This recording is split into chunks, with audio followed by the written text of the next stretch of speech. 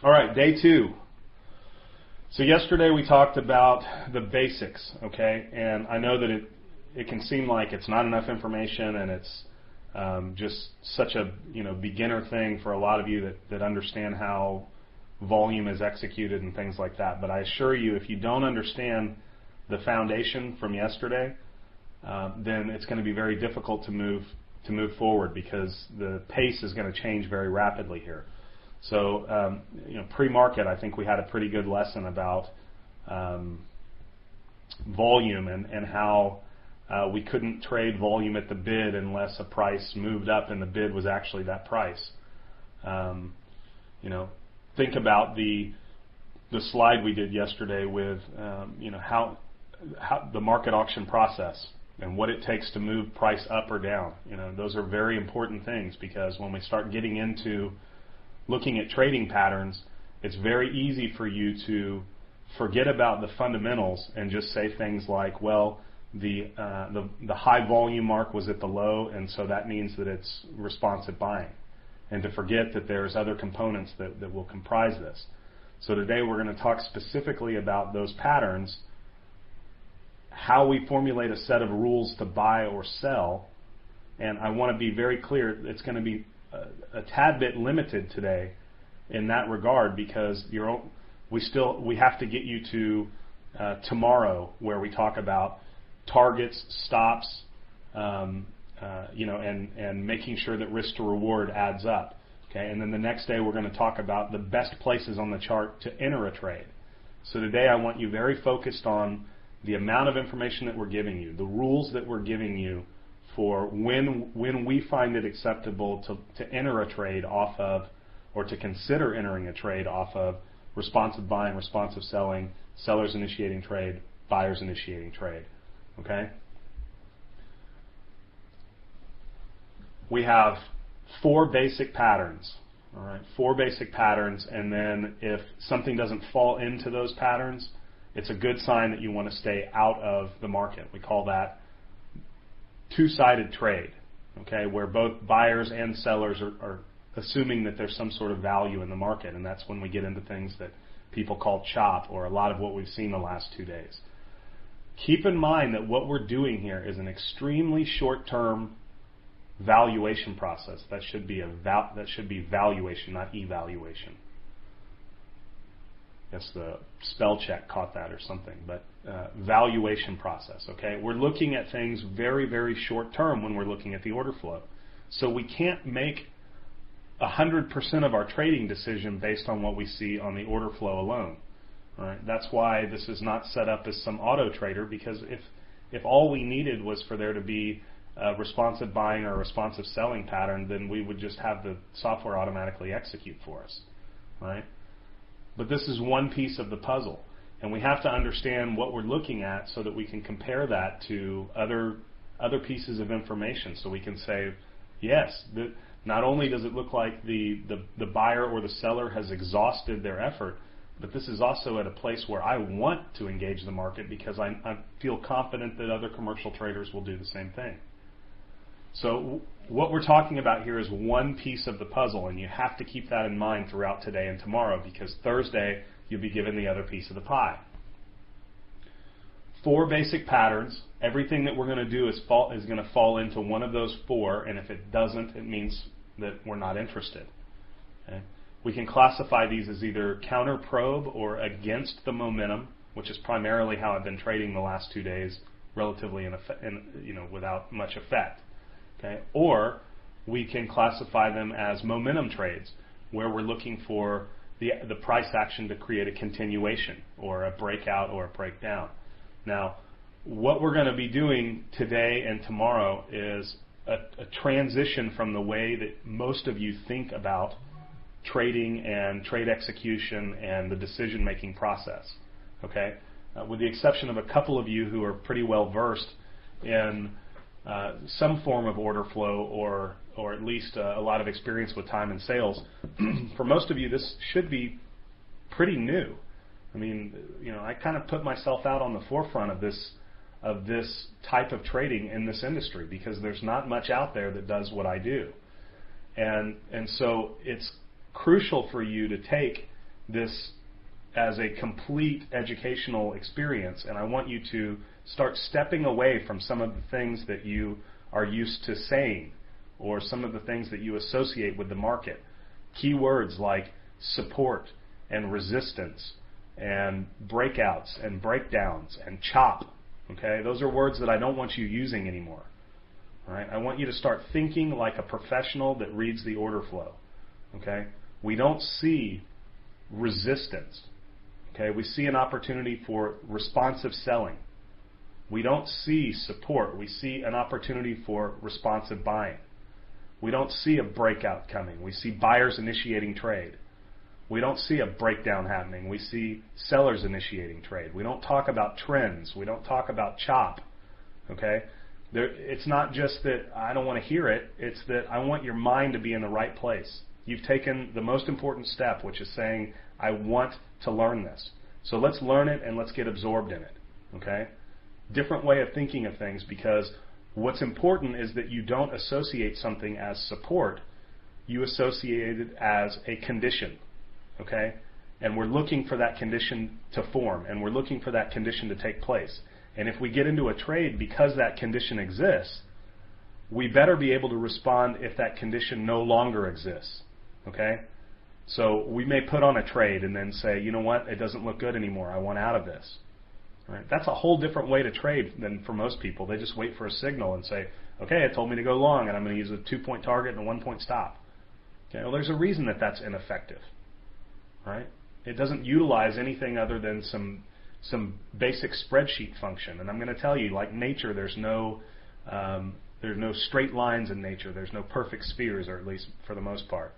Okay? And the market's the same way. It doesn't fit into a box. You can't use something that fixed and have no flexibility. You need to be flexible in the sense that, and I don't mean subjective. Everything that we're going to show you, you can formulate a set of rules for. But what I mean is, we're going to get you to a level where you're confident enough to spot these patterns. And so if you're confident enough to spot them, you should also be confident enough to spot when they no longer exist. And that's what separates us as discretionary traders. Okay? The ability to make decisions and stand by them as long as the data still adds up. And not just saying, well, my little formula all came together, but it didn't work. Okay, well, there are going to be some that don't work. But that's not our objective. Our objective is to be with the profitable trader. Okay? And we all know who 90% of the time is not the profitable trader. Right? The average retail trader loses. I don't want to do what he does. I'm not interested in what he does, or the words he uses, or the way he describes the market, or what he thinks support means, or what he thinks resistance means. I'm not interested in that. I've elevated myself, and it's time that you do that too. So this is the first day where I expect you to start that, and we're going to go through a lot of patterns today, and I need you to be interactive. I need you to call these out. I need you to, and I'll give you the easy way to type this out. I need you to be engaged in this, because it's the only way that we're going to get from point A to point B. Now, I highly suggest printing today out. Print out the slides, which are posted in the shared folder. The reason, and there are a lot of them, and I apologize for that if any of you are worried about killing the trees, or your printer for that matter. But the reason is because my expectation is that we're going to go through this once together, and you need to set aside time to go through these patterns on your own, kind of as flashcards. Okay? You need to do that because the more that you see them, and even though they're after the fact, they're past tense, the more you see them, the more you're going to understand what creates a good trade and what creates a trade where there's more jeopardy. And particularly when we go into this tomorrow, we'll do the same thing but with an added factor, which is you understanding what every single trade is going to cost you to make you. Okay? Which is something that most novice traders have no idea how to do that. They just associate it with, well, I made a spreadsheet and I said my stop is going to be 1 point and my target's going to be 2 points and I hope I get there. Okay? Well, that's not going to work. We can show you how you can put those probabilities on your side. And so focus on this today. Tomorrow we'll add another component. And by Thursday we'll be looking at the broader scope of the market. By Friday all of this is going to come together very nicely for you. First pattern that we're going to look at is responsive buying. This is what we would be looking for when most people would assume there is support in the market. Okay? The first identifying factor of this is that we need to have sellers in control on the way down. Right? And how do we know that they're in control? Well, I mean, other than the fact that the price has obviously gone down. Okay? We know that they're in control because, for the most part, if we look at the corresponding volume at the ask versus volume at the bid, the volume at the bid is significantly larger. Okay? Not all the way down, but for the most part. 851 against 23, 768 against 200, that type of thing. 1261 against 560. Right? Obviously, the sellers were driving the market. And if you can associate with what we talked about yesterday, imagine that there is 800 or 900 contracts in the market depth at any given price level. And we start to see the market tear down with 851, 768, 659, 1261, 897, 1104. Okay, this was probably a pretty rapid move down through the market depth. Okay? And so what we see here are sellers that are in control. They're not having there's no more demand coming into the market depth. They're simply driving the market. Okay? Now, one of the first things that we're looking for once we establish that we've got a probe down is whether or not the sellers are able to continue pushing down. And some of the key factors that we're going to look for are a big shift in volume. Instead of volume being up at, keep in mind what that purple line represents. Okay, it represents one price level. But yesterday's lesson was about understanding a volume cluster. Okay, or 2 or 3 consecutive price levels that hold the majority of volume within a period. And a period represents an auction. This was an auction where the sellers auctioned the market lower. Okay? So if the majority of volume has now taken place at the low, then we have a lot of sellers who have come into this after the majority of the majority of the movement has taken place. Now, it's easy in hindsight to say, yeah, the high volume is all the way at the bottom because the purple line's there. But I want you to think about where this opened. Okay, this period or this auction opened all the way up at the top where it says 319 and 525. That was the first tick of this auction. Whatever started it, whether it was the opening tick of the morning or a new probe or whatever. This is the only information that we have right now. So that's where it opened. Okay, so as it ticked down 3 levels, we see 2182 against 3034. Doesn't it stand to reason that at that point in time, the high volume purple line was there? Correct? Would everybody agree with that? Okay, so as we see this develop in real time, obviously, at some point, the sellers drove through the highest volume point and took control of this, right? They started driving the market down. And once we get on the other side of that 2100 and 1600, that's really where we see the point where we can imagine, because that's all we can do in this case, right beyond that where we see 851, 768, 659, that's probably where the seller really started just cutting through the market depth. In other words, no more demand was put into the resting limit orders. Right? We just exhausted the market depth and kept driving straight through it. All right? So obviously that's where the seller had engaged the market. And as the seller has a fairly easy time driving the market down, suddenly we get down to a price level where it no longer takes 800 contracts to trade through the market depth. We can see 1,200 build to 2,200. And then build to 4,100. Okay? 4,100 contracts in comparison to anything else in here. And let's take a couple of price levels because we're really looking for the volume cluster, right? So just on the sell side alone, we have, in 3 or 4 price levels there, we have maybe 10,000 contracts going short. Give or take. Okay. Well, nowhere else in that period do I see anything like that in consecutive price levels except for all the way at the top, which was probably originally the high volume, 2182 and maybe 1687. Right? So we see this shift in real time. Okay? At one point, this was heavily weighted on the top. But as this period's being created, we see this shift. We see that purple line in the volume cluster move to the bottom. Okay? That's an indication to us that something might be happening. Right? With no other information, we don't know if everything's going to reverse and take off the other way. But what we know right now is that there are an awful lot of sellers that are in the market. Okay? A lot more than came in at any of the places where those sellers are profitable. There's a lot more that have come in short.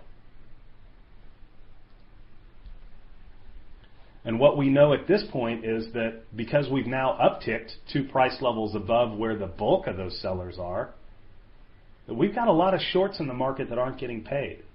Now, yesterday there was a good question asked. How do we know if something is somebody physically going short or if it's somebody selling to get out of a long position? Well, we don't.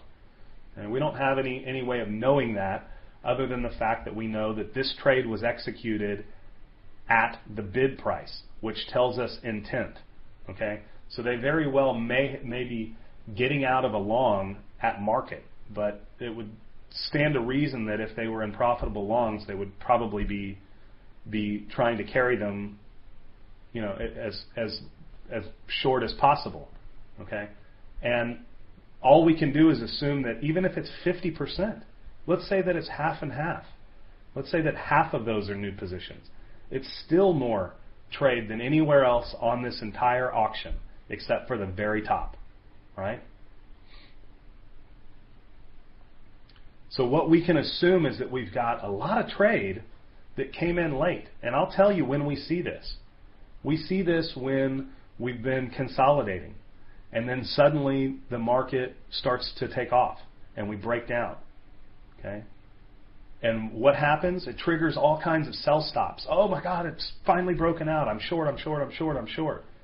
Right? And what usually happens when you do that, if you've ever taken that path? Usually as soon as you get short, the market upticks about 2 points. Stops you out. Okay? Somebody made a comment earlier today, how does the market know where my stops are? Well, if you're with the bulk of trade that comes in late, after other people are already taking profit, then you're typically coming into a situation where the profitable trader has been distributing contracts all the way down and is ready to buy them back up. Okay? So we have this imbalance down here where we have a lot of shorts and they're not getting paid. And we know that it's not going to take very much for them to get antsy about it. For the most part, we'll expect that a novice retail trader will be using somewhere between a 1 and a 2 point stop, usually about 1.5 points. It's all they can take, and particularly when you sell the low. Come on, guys, I've sold the low before. You know what it feels like. You get so excited because you think the market's running, and then, what's happening? What's happening? Why am I short at the very bottom of the market? And that adds to your fear factor. And maybe where you may have been willing to take a little bit different stop, you start thinking, if it'll just get down a little bit more, I'll get out of this, right? Get antsy. And what happens is these sellers that come in late, these are not the guys that are in the money. They're out of the money. And they get trapped down there, right? And we'll start to see those shorts come out. If you're short, the only way to get out of the market is to go long or to buy.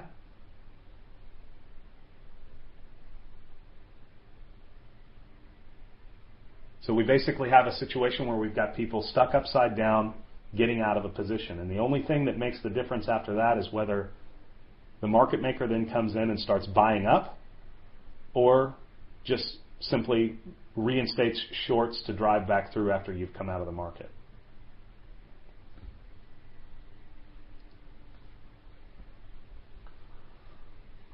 The rules that we look for when we're looking for responsive buying. Okay? When we're looking for this, number one, we're looking for a period dominated by sellers. And the second thing is that we would prefer to see light volume within the upper prices. Now, I want you to take a note here. Not light volume meaning small numbers. It's all relative. Because if we look at the volume that's traded at any given price level today versus what you're looking at on the screen, they're completely different.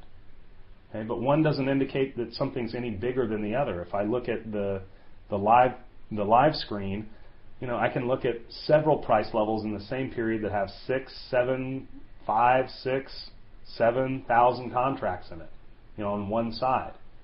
Okay, well, is it large? Not if everything in the period has 6,000 or 7,000 contracts, right? Large would be the 12,000 versus the 4,000. So it's all relative to what you're looking at. Question, well, what is light volume? Okay, well, in this particular case, all of the volume is 400 or 500 contracts or less. And then suddenly, down at the bottom, we see 2,300, 1,700. Tremendously different, right? 3x. All right, so we want to see that the volume above us has been fairly light, and there's a reason for that. And it has to do with our risk versus reward, which we'll go into in depth tomorrow. But the idea is very simple. If you can imagine that up where the 195 and 213 and 527 are on the bid side, if those were numbers like 1,800, 1,700, 2,200, then it would indicate that there was a lot of selling that took place there, right? Whereas very light above it, then a lot of selling, and then light below it, it would indicate that that's where sellers initiated trade, okay? Or a breakdown began. And so by not having heavy volume up above us, it tells us that if we're correct about our assumption of this coming together as a reversal, that it's not going to be very hard at all for them to drive the price up very quickly. Okay, and we'll go into that in depth tomorrow. The third thing that we obviously need is for the volume cluster to shift down into the lower end of this, specifically into the bottom 3 or 4 prices. Okay? If we can get all of them trapped within about the bottom point of an auction, then it becomes very easy to tip it over. If it's any higher than that, it's easy for them to trade back through it and create a situation where we might see a breakdown, which we'll go through in just a minute. Okay?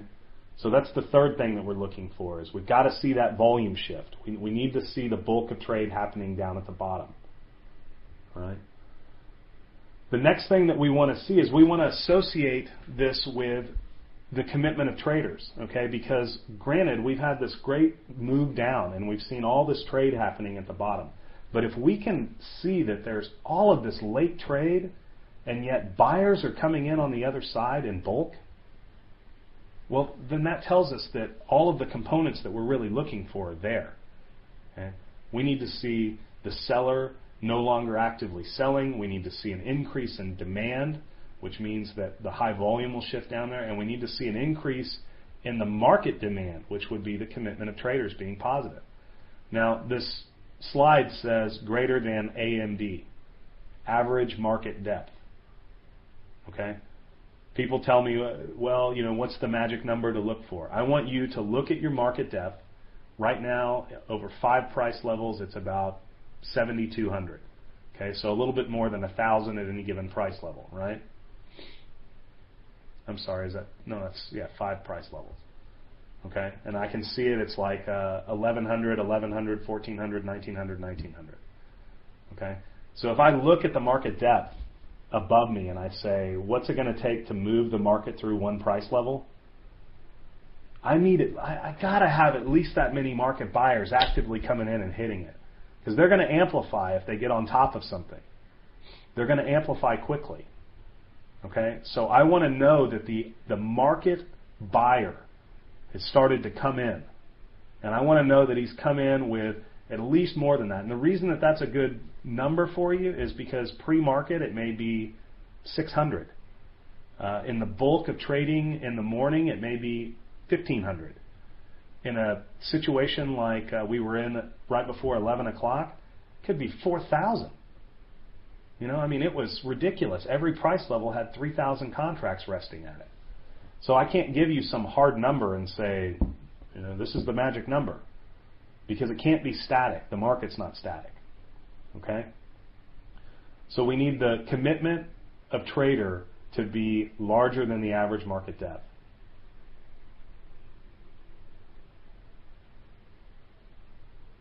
Well, no, not really. We're looking for the bulk of trade being there. I mean, obviously, Eric, I'd prefer to see a lot of buyers, or a lot of trade at the ask if I'm looking for a buy. But it's typically not going to happen. The reason is because by the time you recognize this as a trade, what we don't want to be is 5 or 6 price levels off the low. Then it puts us into a situation where our risk to reward is going to be upside down. Okay?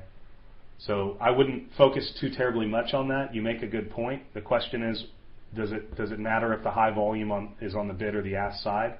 But really what we're looking at, and this is the difficult part for a lot of people, when we're interested in where the majority of trade is taking place, I'm interested in as a whole, okay? Because I just can't divide it up into, is there more sellers or buyers because the exchange that happens on the way down, whereas up above where we have very light trade, it went straight through those numbers, I guarantee you. But when it got down to the bottom, it's accumulating, right? Because it's not trading through it very easily. So unless you can keep track of how many come in after, one after the other, it'd be pretty difficult. In other words, we may have seen 1,000 against 200 on the way down, and then on the way up, we printed another 1,800 on the ask side and put 2083 there. So I wouldn't worry too much about it. Obviously, we don't want to see a huge imbalance like we saw earlier today, where there was, I think it was something like 13,000 on the buy side and 4,000 on the. Something that looks significant might be a little fishy. For the most part, I wouldn't worry too much about it. Today was a little bit of a anomaly in my book. Okay, the next thing, and this is important, and I want you to take this with a grain of salt today. It's important. But Thursday is going to be all about this, okay? Thursday is going to be all about this. So let's not harp on this for too long. Presumable support level, okay? I'm going to explain it in a minute, but we have to remember that the market auctions all day long, okay? And it doesn't, with the exception of maybe this morning, it doesn't really move in a straight line anywhere. So all day long, there's going to be probes and rotations and probes and rotations. Okay, and if we choose to engage every time that there is something going on, inevitably we're going to find ourselves upside down more than we want to be. Okay, that's why I say this is one piece of the puzzle. We're utilizing this to understand where our best entry could possibly be, where the most logical stop is, and then where the most logical targets are. Okay, but that doesn't necessarily mean that every time that we see a pattern, we're going to enter the market. And the reason is because what I want to do as a trader, and in the world of trading, I'm a very small trader, okay, in comparison to any prop house or commercial trader. I'm tiny, okay. So I want to position myself in areas where I know more professional traders are going to be engaging the market. It's the difference between the day trader that's looking at a 150 tick chart to make all of his decisions, and somebody who says, I'm going to look at the daily chart, the 60-minute chart, the 15-minute chart, the 5-minute chart, and I'm going to look for a convergence of things that I can recognize. And one's got a totally different approach, and what he's trying to do is match multiple time frame traders, which is a terminology that gets thrown around a lot, and I may have a different definition of it than most, and we'll get into that on Thursday. But the idea is very simple. If we respect the fact that there are thousands of traders in this market for thousands of reasons, then we have to understand that not everybody is doing this tick by tick, right? So not every time that there's some imbalance or something does it warrant me risking money. Now, if the risk to reward looks right and I can't find any flaw with it, then by all means. But for the most part, I go through a process every day where I line out where I think the most reasonable levels for larger commercial traders to come in and actually push the market more than 2 ticks exist. And that's where I'm trying to target things. So we can put that on a much more simplistic level here in just a minute. The next piece of the puzzle, target an entry near the high volume. And when we see these patterns come together, I don't want to be long up where it's 570 against 28. Okay, because it's very likely, and we know it happens quite a lot, that we'll come back down and retest lows, particularly where we've found a responsive buying aspect. Okay, so I don't want to position myself very far off the bottom. The whole purpose in trading from order flow is so that I can get entries 2, 3, 4 ticks off the bottom at most. Okay, I want the best possible entry because I want to use the smallest stop possible. So always be looking to wherever the high volume is for a judgment on where your entry is. Tomorrow when we talk about risk to reward, we'll go into more depth on that. Now, presumable support. The reason that I want you to just start thinking about this is because I'm getting a lot of questions throughout the day of, what do you make of this? What does this look like to you? Can you give me a read on this? And I appreciate that, sure. Okay, but to me, every decision that I make is based on a larger concept, okay, bigger picture. So in its most simple form, if I'm looking at the previous trading range that we've just established, so let's say from 27 up to 32.75 today. And this is the range we've traded from 32.75 down to 27. All right. If we trade up right now to the middle of that range, and I get a selling pattern, or I get a responsive selling pattern, it's going to be a little bit different to me than if we trade up to the top of that, and I can understand that it's very likely that we would have resistance up above. Or in this case, trading back down to 27, producing a pattern, makes a lot more sense than trading to 28 and producing a pattern. So the idea is just, I want you to start associating, whether, pull up a 30-minute chart or something, just so you can start referencing where you're seeing these patterns develop. Okay? Take a look and say, does it make sense that we traded down to this level based on what happened the last time we were down here? Right? And if you find yourself seeing something that's in the middle of where the last time that we found a buy response was, that's probably a lot better than finding yourself in the middle of a range where it's the last place that we saw the seller initiate trade. Okay? So just kind of to give you a basic start here is the idea that we're going to be looking at where previous transitions in the market took place to associate these patterns. Now, obviously, not every time that we have a pattern of responsive buying come together is it, in fact, going to reverse the market. If it were that easy, one, I wouldn't be selling it to you, and two, I'd be sitting on a beach somewhere and letting the computer do all this for me. All right. What happens is, obviously, there's an exchange that goes on when we reach these high volume concentrations. Okay? And it really comes down to who wins. All right? So if we have a period where it's dominated by sellers and they start driving the market down, and we see the volume shift down to the low, okay, then what we can tell ourselves is that essentially we've started a pattern of responsive buying. And the question is, will the buyers in fact respond? And will they initiate enough trade to bring the commitment of traders up to a respectable level and then reverse the market? Okay, and we don't know that. We have no idea. All we can do is have some guidelines, which I just gave you. All right, but if we start trading down and we see a lot of trade coming in and building up a huge concentration of buyers and sellers at the bottom, and then they're able to initiate enough trade to trade through that, then that temporary level of support that we were creating, or that temporary level where the buyers were responding, has failed. Right? It's failed. And now that starts what most of you would call a breakdown. So when we see that we're able to get on the other side of a huge cluster of volume by more than about 4 price levels, then we can say, yes, the sellers came down, there was a slight buy response, they were trying to lift it back up, but the seller initiated enough trade to break the market down.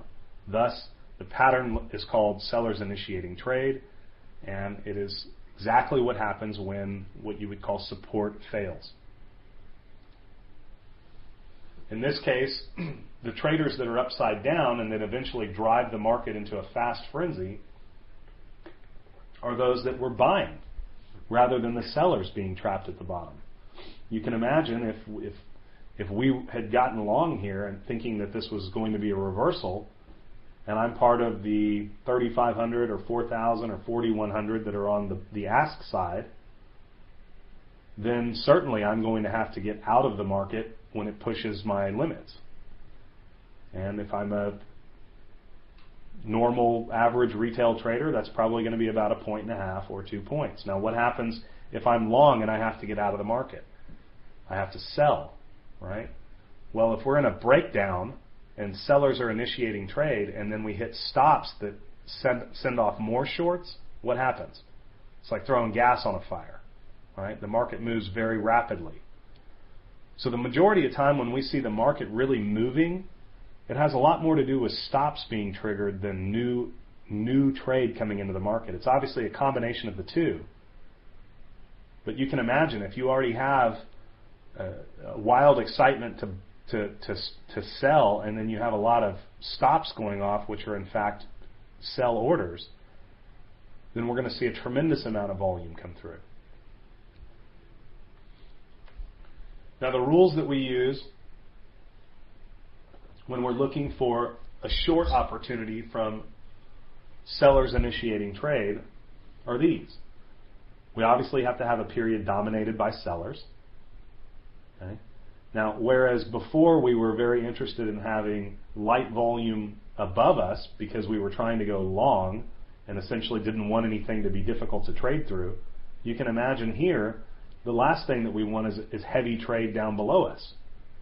Because if the trade gets too heavy below us, the volume will shift, right? And then we'll be in a state of, gosh, now it looks like responsive buying again, right? So what we want to see is light volume below us as well. Right? The indication here is that if we trade down to where this, look at the first period here, if we trade down on fairly light trade, we're cutting through the market depth, and then suddenly we hit a point where it took a little bit more to trade through. And this is a very basic example. We'll look at some that are more relevant to the type of trade we're seeing. But we trade down to the 1179 against 819.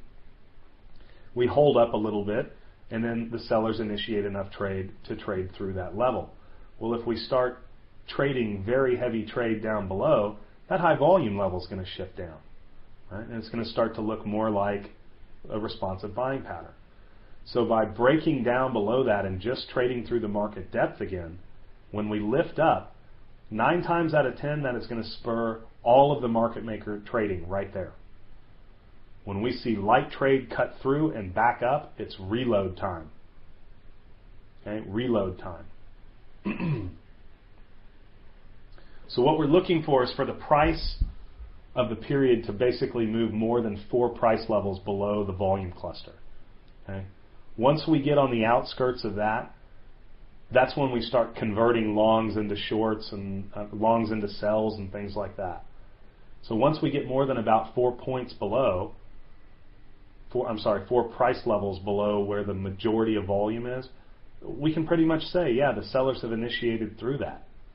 They were unable to hold up where the volume cluster was. Okay? Now what we're looking for on commitment of traders here is we're looking for it to be less than the average market depth. Okay? I don't necessarily need to see a negative number when we uptick. All right? I mean, it's nice if we see that, and believe me, if you see the market break down and pull back up 4 or 5 price levels and you still have a negative commitment of traders, go ahead and short it. It doesn't happen very much, but it'll be a good trade. You know, it's worth the risk, anyways, in my book. But it doesn't happen very much. The reason is because in order for the commitment of traders to register, we have to have some sort of rate of change. So the directional movement would then be changing, and we'd start to uptick. Well, if we're upticking, most of the time we're going to be printing volume at the ask. Okay? So my concern on this is not that it goes to negative 1,000 or negative 1,500 or negative 3,000. I just don't want to see anything larger than what the average market depth is. If I'm looking at the average market depth and it's 1,000 or 1,500 or something like that, then I don't want it to be much more than about 500 or 600. I want it to be less than what's going on, because that means that the positive gain off of the low isn't really all that strong. It's just simply orders coming in, and we ought to be able to drive through it. Okay, now before we're looking at a potential buy, and we're saying we want to potentially buy near a presumable support level, well, if we're looking to sell a breakdown, we're not looking for the market to have just stopped somewhere like the bottom of the range. If we were to trade down to the low of the day today, and that's where I saw the bottom tick of a period where I see sellers initiating trade, I'm going to think to myself, hey, no matter how good that looks, that's not worth the risk. Why? Because a lot of times on very light volume we'll come off of the low of the day or the high of the day, right? And it'll just pop back up 2 or 3 points. So what I'm looking for is, when I see this, I don't want it to be a situation where we've just broken down and we find ourselves at the low of the day, and I get so excited because I see a pattern, I just enter the market. Right? I want there to not be any presumable support in front of me. I want to be 10 points from my target. Today I was looking to get long when we started moving out towards the top, because I had a target up around 35, 36. Okay, and we were only at 31. Well, yeah, I want to get long because I don't have anything in the way between here and there. But if we traded all the way up to 36 and then I saw buyers initiate trade, I certainly wouldn't be looking to get long until we got through it and I saw the pattern again. Again, we're going to look to put our entries on this near the high volume. The reason is because that's our expectation of where trade is going to be defended. Yesterday we talked a little bit about trade being defended. It doesn't necessarily mean that whoever's short is going to continue to add shorts. But they're not going to get out of their shorts until they're worried about being upside down. And if you get out of a short, you're buying. Okay? And so once we start seeing trade on the other side of where the majority of trade took place, it's too easy for it to get flipped the other direction. So what we want to do is position ourselves, in this case short, right in front of where all the shorts came in, and expect them to protect that position by not getting out and creating a fast momentum back up through them. Okay, so in this particular example, we trade down to the low, we back up, and we trade right back up and to essentially a couple of ticks in front of where the high volume is. Now, there is a way to trade breakouts and breakdowns, buyers and sellers initiating trade, with very low risk. The problem is that you'll miss an awful lot. Okay? I miss an awful lot, and you guys ought to know that up front. I'm a very conservative trader. I don't like to put myself at risk more than a couple of times a day, and I don't get my heart broken if I miss moves. There are some people that cannot handle that. They look at a chart and they go, my God, 10 points without me, I just can't believe that. Why wasn't I in a trade? This system sucks. I can't do this, blah, blah, blah, blah, blah. Okay? Not me. Not this guy. I'm too consistent. I don't care. It doesn't make any difference to me. So you'll have to determine where you sit on that spectrum. But to me, I don't mind missing trades. I just don't care. It doesn't matter. I'd rather have it be low risk, high reward. That's me. Okay? So in order to do that, when I'm looking for buyers or sellers initiating trade, I want the volume cluster to basically be 7 to 10 prices from the low. All right? I don't want it to be 4 or 5. Right? The third rule up here says more than 4 levels below the cluster. So from the 1179, 819 level, down 1, 2, 3, 4. Once it broke the 915, 731, you could say, yes, the sellers are breaking this down. But I'm not really going to look to immediately trade something like that, because what happens is if I get in on the uptick back up against the high volume, then basically it may only be 2 or 3 ticks before we tap that low again. And 2 or 3 ticks is not enough for me to position myself very well. So I like for initiated selling to expand the market a little bit and allow me to have a pullback of a point and a half or two. Okay, and it doesn't always happen. But that's how I like to look at it, because to me it's a lot lower risk. I can manage it a lot easier. And we'll talk a lot about management tomorrow, and I think you'll really get it. But, I mean, to me, the lowest risk way to do it is just to make sure that the market actually breaks down before you get too excited about selling into something.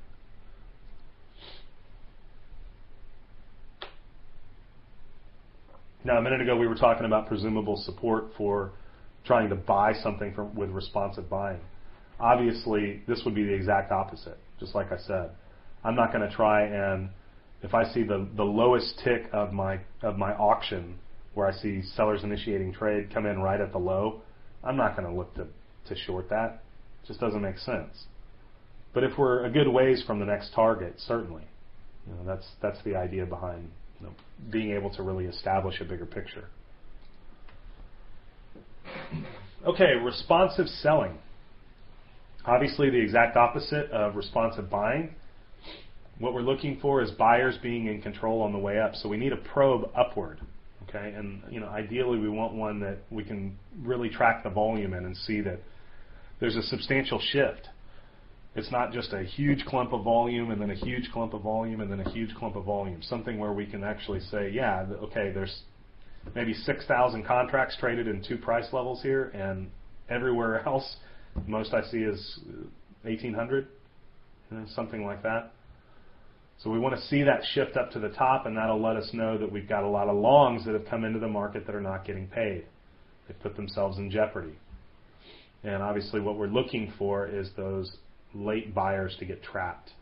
Okay? And if they have to sell to get out and that spurs momentum the other direction, I want to be short from the top. I don't want to be trying to get in where it becomes a shaky situation.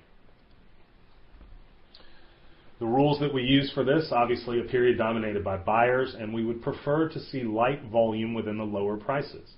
And just as when we're looking for the long off of responsive buying, what I want to know is that if we do get into a short, there's not a whole lot of trade down below me that I have to worry about somebody protecting and not allowing me to trade through. I like the trades where you just cut through it like a hot knife through butter. Right? You don't have to sit there all day. The last couple of days we've taken trades that have just drug on and on and on and on. It's not how I like to trade. Time in the market equals risk. I'd rather get the job done very quickly, set myself up for a break-even trade, larger targets, and get the job done. And if that only happens a couple of times a day, that's fine, because I can take those opportunities and make a lot of money with very little risk.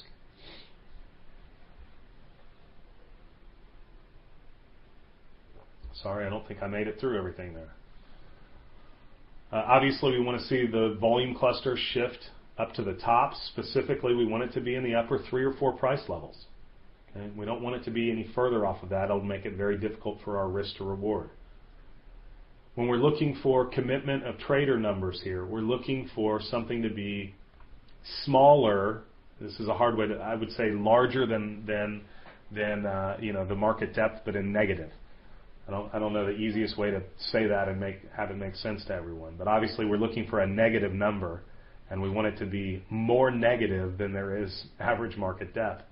So that may be 1,000, it may be 1,500, it may be 3,000. But you have to be able to look and see what's trading in the market. And that's something you ought to be doing all day anyways. I mean, before you ever put a trade on, you ought to know, hey, am I even likely to get filled here? Is there 4,000 contracts in front of me? Should I go in a tick early? Obviously, responsive selling will be looking for presumable resistance levels. Right? We want to target areas where we expect it to be very difficult for trade to continue through higher. And when we put in an entry, we're looking for entries near the high volume level. Okay? Once we trade back on top of that high volume, then those trades are profitable. So if I get in several price levels below the high volume, then it's easy for me to get trapped upside down. But if I position myself against those that are stuck, it doesn't take much for me to be profitable and for them to get stopped out. So it just comes down to risk to reward. And every trade is going to dictate something different. but you'll always do better if you can target right up against the high volume. Presumable resistance, exact opposite of what we were talking about before. You're looking for these patterns where you would expect it to be difficult for buyers to continue trading through, meaning previous ranges or other targets that we give you.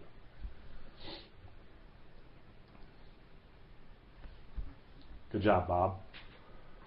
Obviously, when we have sellers responding and they're unable to initiate enough trade to reverse the market or break it down, and buyers, in fact, initiate enough trade to get through those levels, we would say that there's buyers initiating trade, which would indicate the beginning of a breakout. All right. We have buyers push to a temporary resistance level, or a level where we can see there was a substantial amount of trade that took place in order to move the market any further. I mean, consider what's happened here. With 5,700 trades at the ask, the market wasn't moving, right? We don't ever see 5,700 contracts in the market depth, at least I haven't. Not at one price level. So what took place was buyers buying this up through the market depth and then hitting a point where the sellers said, hey, you want to keep buying this? Here, have mine. Here, have mine. And they kept adding to the supply. Okay? Now, in this case, eventually, the buyers were able to accelerate beyond that level. Okay? So what was temporary resistance now essentially is a line in the sand for us, where the buyers initiated trade.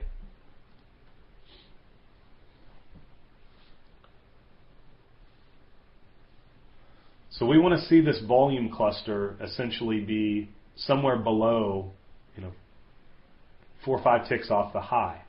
In this case, the market obviously moved up quite a bit further.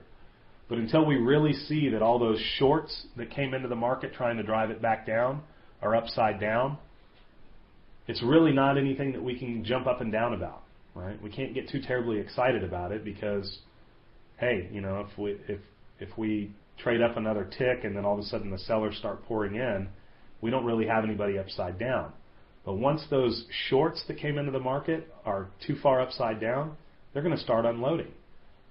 And you can see it exactly. You can spot the volume and you can say, look, there were 4,800 that came in here and 4,800 that came out right above it.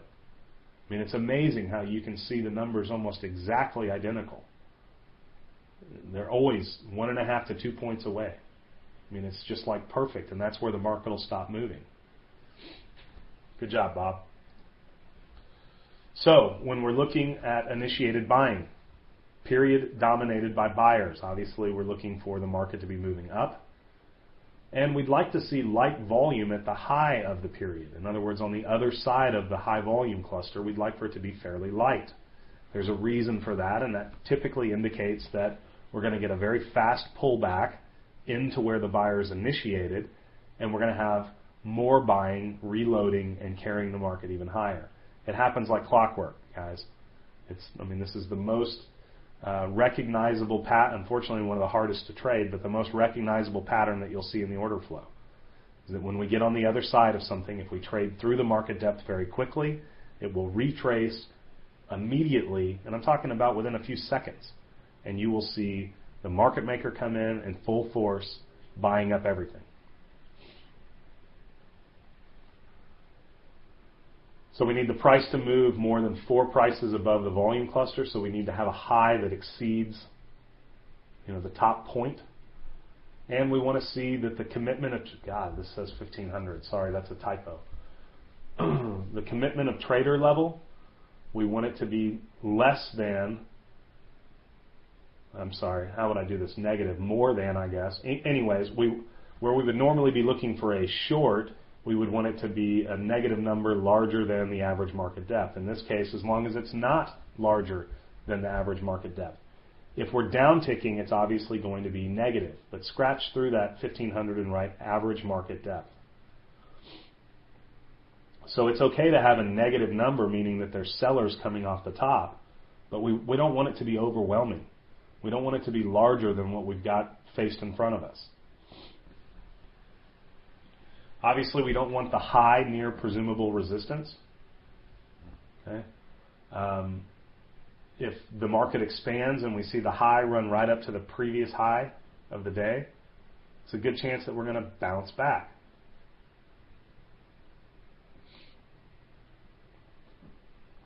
Okay.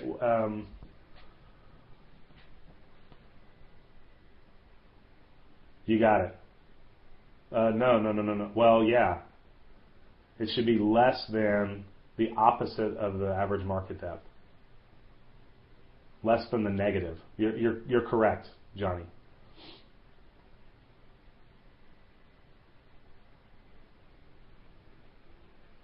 Okay, and Mike, you make a very good point, and this is going to take just a little bit of explanation. Okay, let me switch to a whiteboard real quick so that I can properly explain this. And this is going to be one of the hardest things for you to get your hands around when you're looking at something past tense. Okay, when we see buyers initiate trade, we see them drive the market up to a level where they encounter some supply. Then what we see is them drive up very quickly through the market depth. Okay. Then we'll see it retrace back down to where the buyers initiated trade, and then we'll see it blast off. Okay. So if you look at the current slide, and you can imagine that taking place, unfortunately, whatever we see here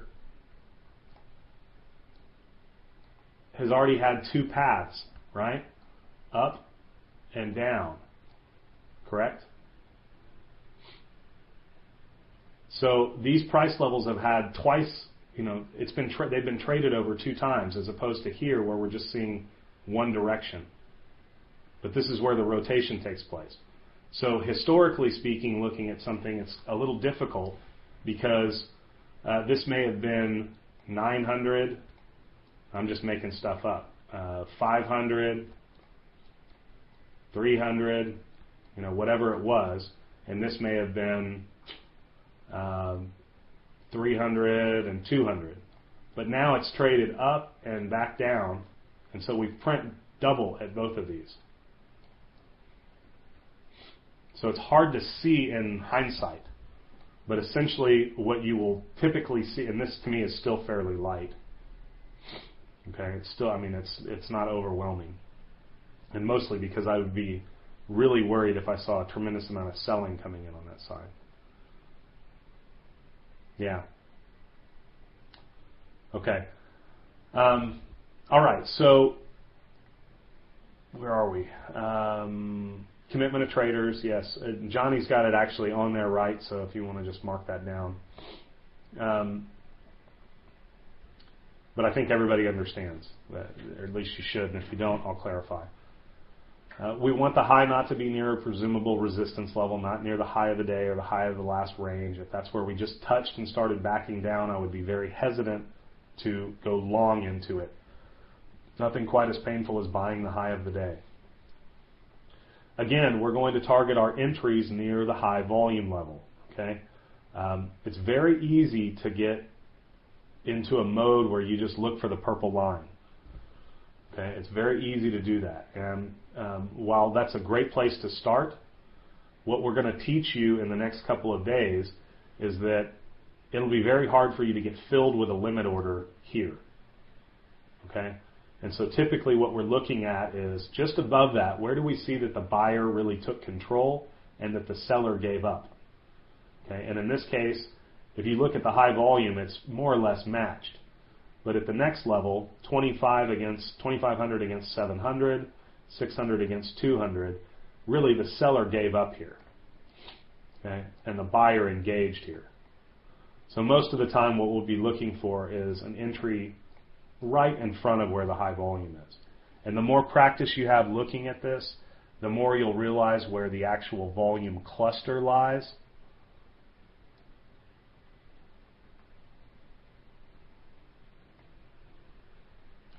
Rather than specifically saying, well, there's a magical purple line on my chart. Okay? I think everybody could agree that these three price levels hold the majority of trade for this entire period. Okay, and just as I was saying about the risk involved with buying breakouts or selling breakdowns, for me, I'm typically looking at something where the high of the period has gone at least 7 to 10 price levels above. And the reason is because if I go long here and the high of the period were here, I could find myself going into a double top, right? And it's not to say I wouldn't do my best to manage my way out of that, but at least if I've got a spread between the high and where I'm getting long, I have the probability of that double top providing me enough room to breathe. Okay? And as I said, tomorrow we'll talk a lot about that.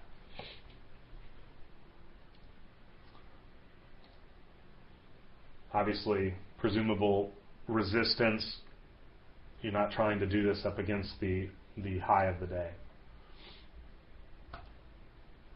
All right, so those are the 4 patterns. And, if you can start to associate those things, every time you look at the chart and you say, what does this look like to me? What do I see going on? Or what do I think's about to happen? Start to try and classify everything that you see. And as you see it and then something moves, and the most identifiable thing for you is going to be the high volume, because it's going to shift on you and you're going to go, whoa, this looked like buyers initiating trade and now it looks like responsive selling. And the only way you're going to get very comfortable with this is to do that a lot, all day long. So hopefully we see more movement than we did this morning. That would really be nice. But what you'll find is that for the most part you can classify any period that you see. Okay? However, we're going to start classifying groups. Okay? We're going to be looking at things and saying, let's try and understand what really happened between the supply and the demand in the market. And so it will require us looking at more than one period and being able to ascertain, hey, the seller initiated trade, the buyer brought it back up, but then there was a responsive seller at the same point and drove the market back down. Okay? So we'll get into a habit of looking at more than one period and trying to understand the overall bigger picture of the market. Well, when we look at several periods and we see that there's nothing that we can ascertain from it, okay? Nothing. I mean, the first key will be that we'll see all of the high volume levels starting to line up, and basically we're not making any headway. Well, what does this tell you? I mean, basically, if those were each 10 minutes long, we would be stuck in a very tight 2-point range, right? Well, I'm not looking to trade a 2-point range. Even if I get in, one tick off the high, my chances of getting to the other side and making a 1.5 points are pretty lousy versus what happens if it does meet the buyer initiating trade and driving through it. What's the risk to reward? So without some other instrument like volume profile or something like that, I'm typically not looking to trade a small range anyways. But if I can recognize that I don't see a pattern in here, I do not see something that I can say, yes, I understand where the buyers took control and started accumulating, and then I understand where they started distributing their contracts and taking profit, and the seller started taking control.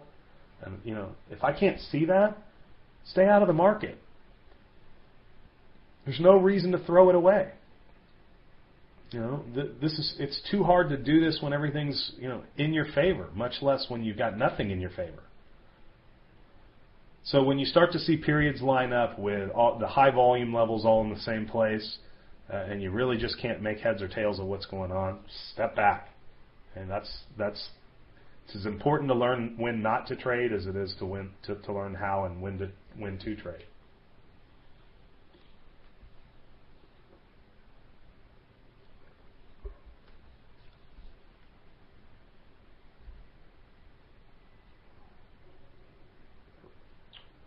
No.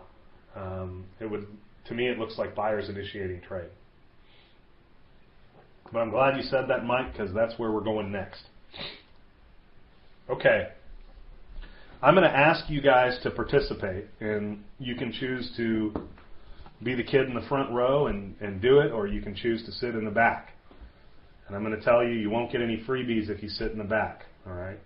what I want you doing is typing in buyers initiating trade, responsive selling, responsive buying, sellers initiating trade. Okay? Those are the only 4 things that we're going to look at.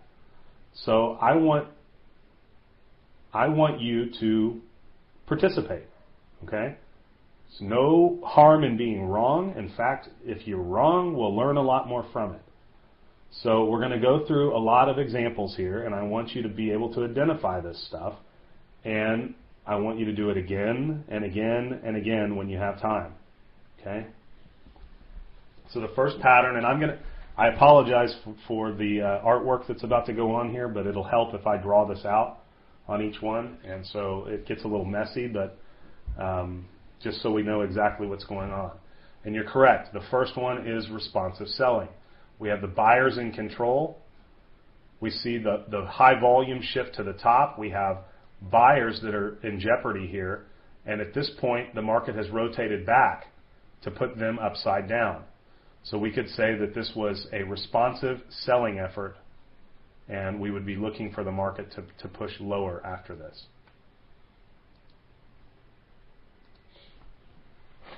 What do we see here, guys?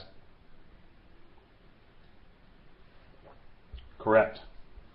Responsive buying. We have the seller breaking the market down. We have the high volume shifted to the low of this. We have sellers in jeopardy. And the close of this is here. So these guys are upside down. So this would be a responsive buying effort.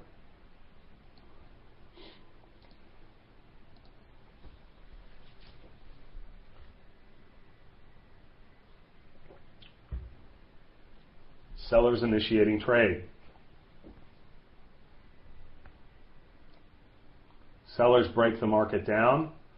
They're met with some sort of temporary support level here where it could have been responsive buying, but they're able to accelerate through, break the market down further. Sellers initiating trade.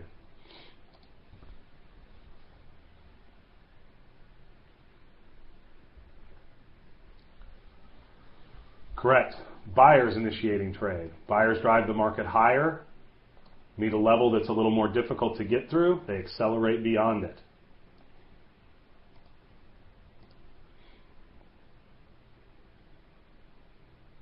What do we see here? Very good. Responsive selling.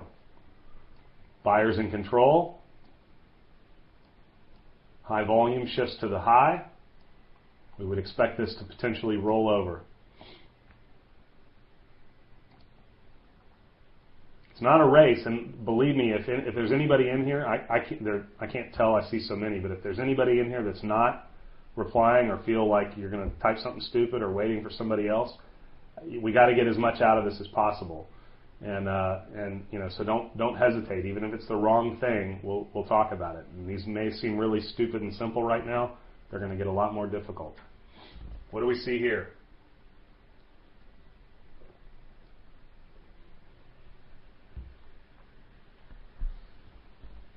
Okay, Stephen gets the prize. Okay, so a little different.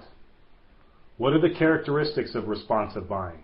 Number one, we would have to have the seller be in control. Does it look like the seller was in control here?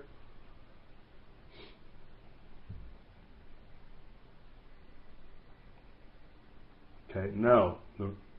This is the open. So when we opened, we downticked, and then what happened? We traded a lot here, and the buyer initiated trade, right? Now you're used to seeing buyers initiate trade with all the trade in the middle, right? But what's the characteristic of buyers initiating trade?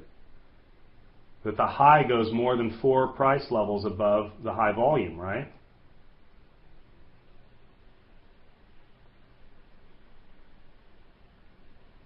So you might be able to say, well, there was a responsive buying effort here, right? As we came in and tried to short down into it, and the buyers were met. But overall, this pattern tells me that the buyers initiated trade.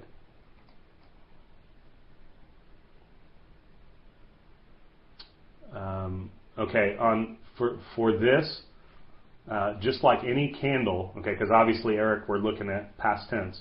So for any candle, we would have an open, a low, high, and a close. So current price would be the close, okay? So obviously, if it were a red candle, it would be the open here and the close here. Got it? Bueno. Let's move on. What do we have here?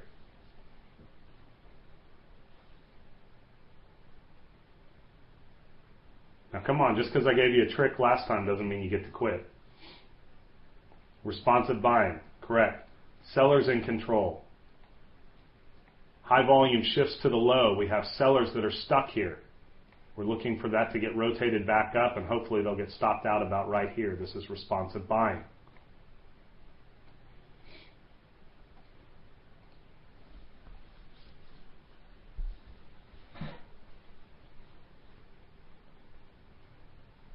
Very good, guys. Here's the open. We tick up, tick down. Little trouble getting through here, right? Nothing easy. And what do? We accelerate beyond. This is sellers initiating trade.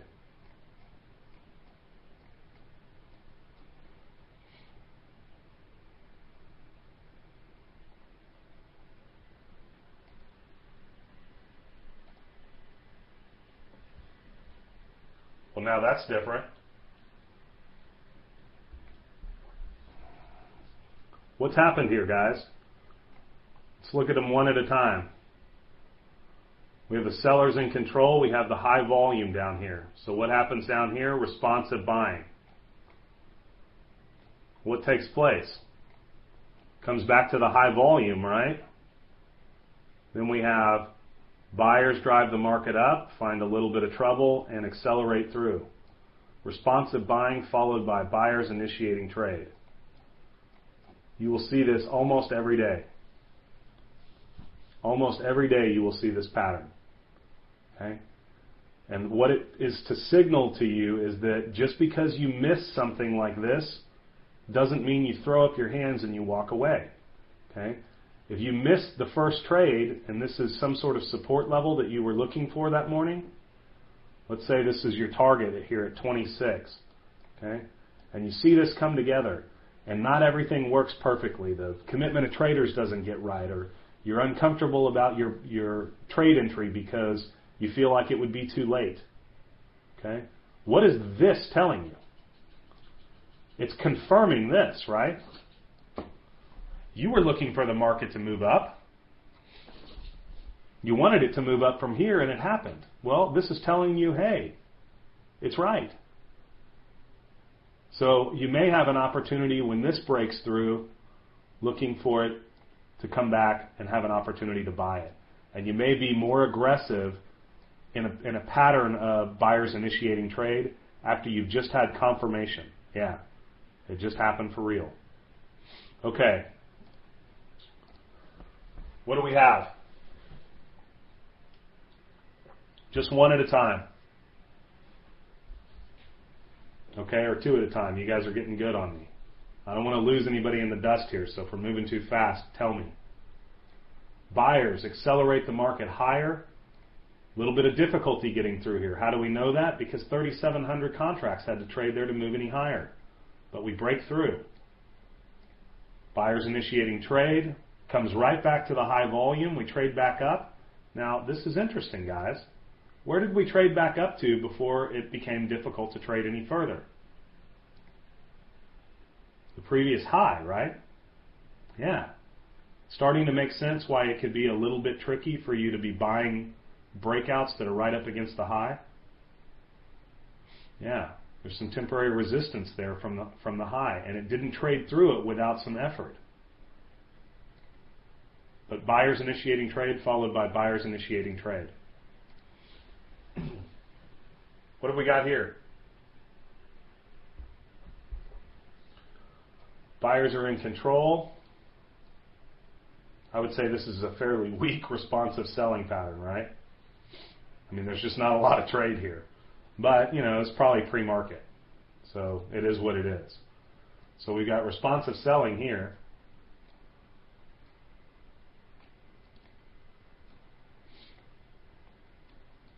Sellers initiating trade.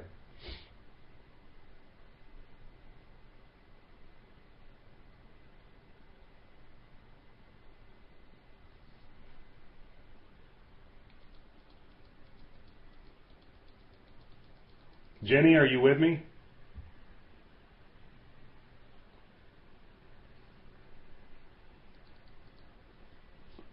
Okay. No, that's fine. It's not a race. I just want to make sure I'm not going too fast.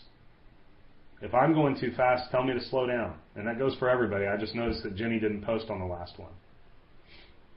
Don't worry about my time or how much time we have. If we're going too fast, we're going too fast. I just need to know. Great.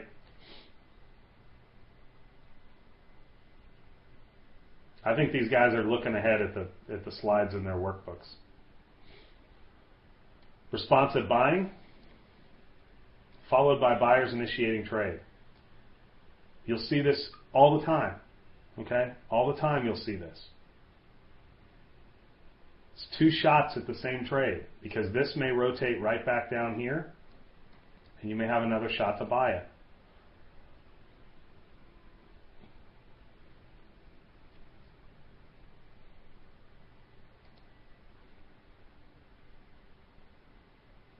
Well, on this one, Mike, you probably wouldn't because of how far it is.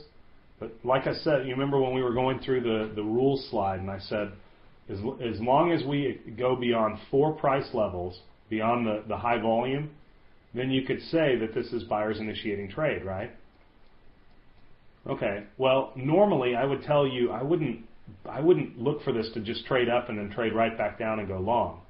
Okay? I wouldn't look for that normally, because to me there's too much risk associated with the fact that you're going to get long right up against the current high. But when I see this followed by this, if this was a level that I was looking to buy and I, for whatever reason, didn't get into it, okay, if this was something from my morning analysis and I said, that's where I want to go long. If we get responsive buying there, I want to go long there. But let's say that I put my long order here after it rotated. Well, I get no fill here. Never trades back here. So perhaps when this was being created, I had an opportunity to get long if this downticked. I doubt it because there wasn't much volume trading here. But you're right. For the information that you have, you're probably looking to go long on the next auction. And it may not ever show up. Okay?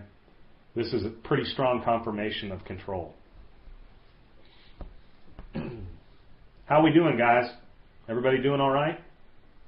Is this starting to make sense? Are we soaking in a little bit? Just okay, Stephen?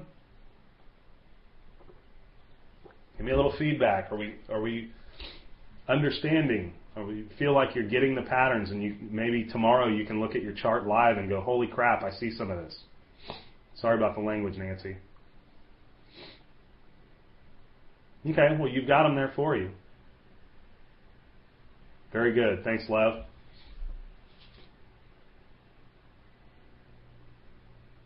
Okay, Eric. Well, listen, make sure and go through this, and if you've got any questions on any of them, you get back to me, okay?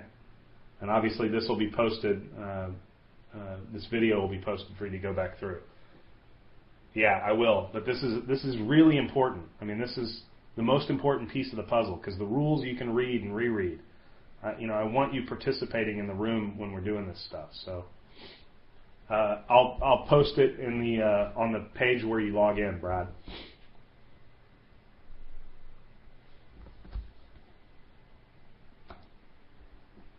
Okay, what do we see?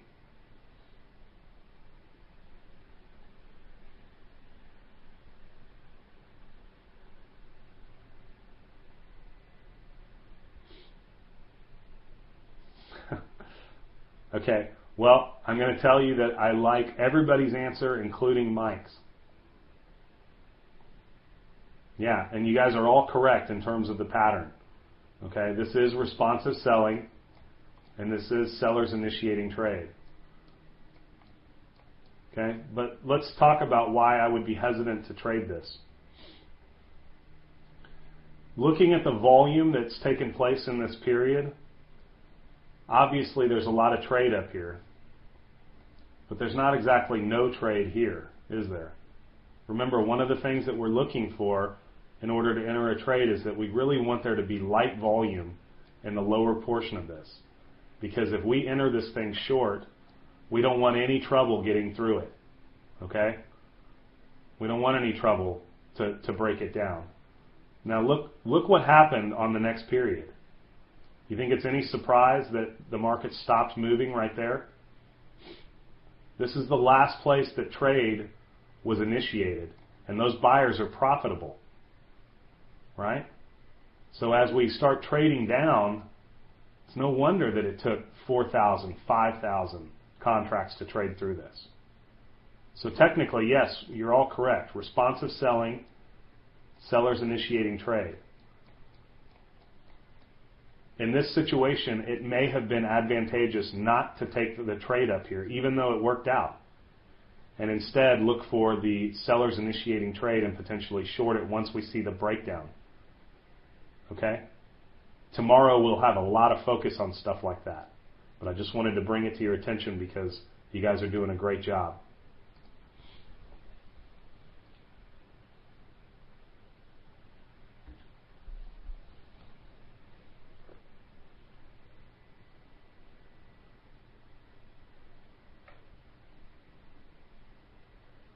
Stephen, I'm hoping that you just got those backwards.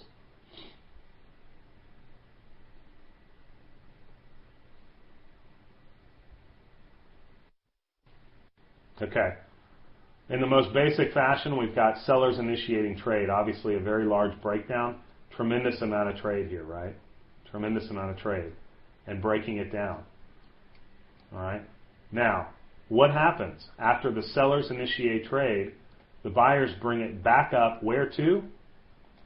To where the sellers broke it down from, and we see responsive selling. Put a star on this page. This is the most important pattern that you can learn.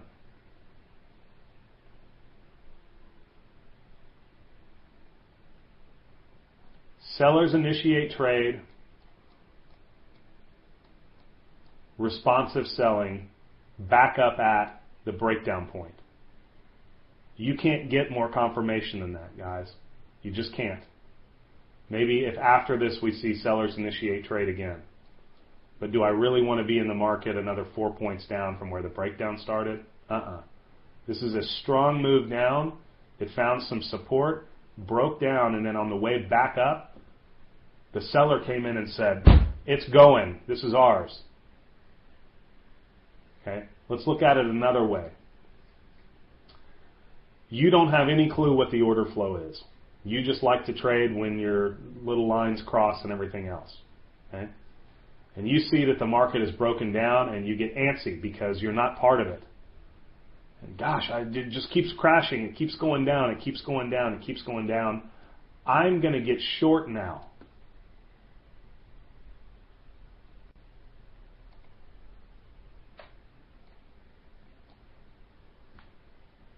Oops. Perfect opportunity for somebody to take advantage of you. Drive the market right back up to a point where let's stop that guy out and drive the market down. Okay? This is an important pattern. When you see this, trade it.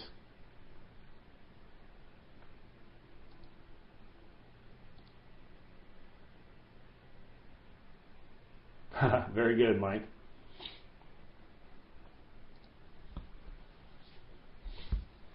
What do we see?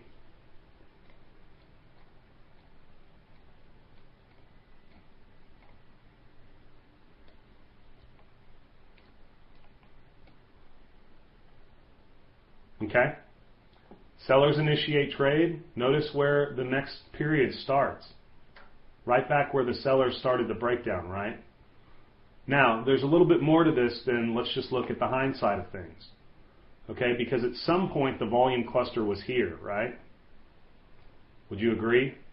Based on the volume above this, at some point the purple line was over here. So while we could now say, golly, I don't know, sellers initiate trade, responsive buying maybe, I don't know what's going on down here. We know that what happened here is that after the breakdown started, we pulled back to the high volume, we traded down, had a little bit of trouble here, and then sellers initiated trade through it. And now what we're finding is we're down here, and technically speaking, 1, 2, 3, 4 price levels beyond the high volume, right? Technically speaking, we're probably still there. But if we look at where most of the trade takes place here, I would say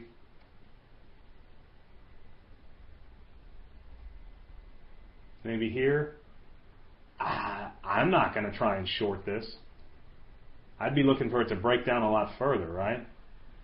So the key was to get in here after the breakdown and possibly here after the breakdown. But now that we have all this trade, I'm not still looking at this as sellers initiating trade.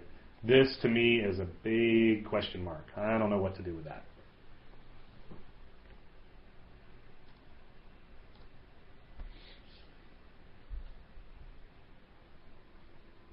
What have we got?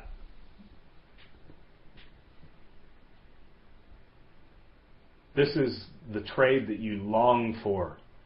This is what you want more than anything when you're trading a number that you recognize.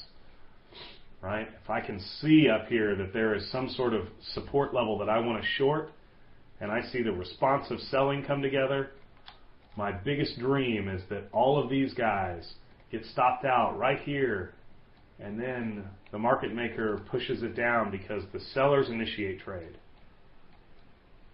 That's what you want out of a reversal. Very good.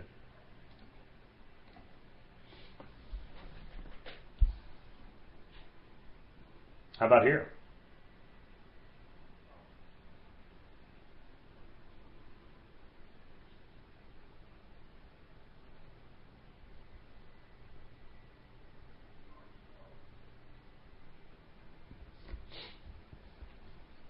Well, starts out with sellers initiating trade.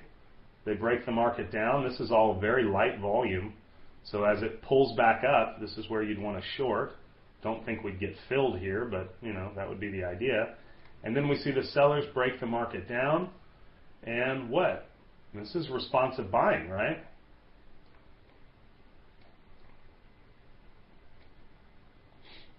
So if we have a short, this might be what we would say is our target, right? Wouldn't that be the market telling us, hey, maybe it's time you take profit? Does that make sense?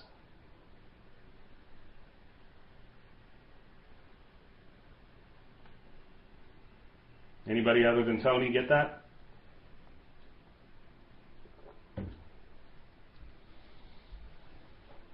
Thanks, guys. Don't hide in the back of the class. Okay.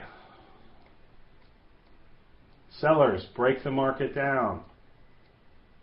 Looks exactly like the last one, doesn't it? Sellers break the market down. Now, do we see a tremendous amount of volume down here? Yeah. Again, you've got the high volume level at the low.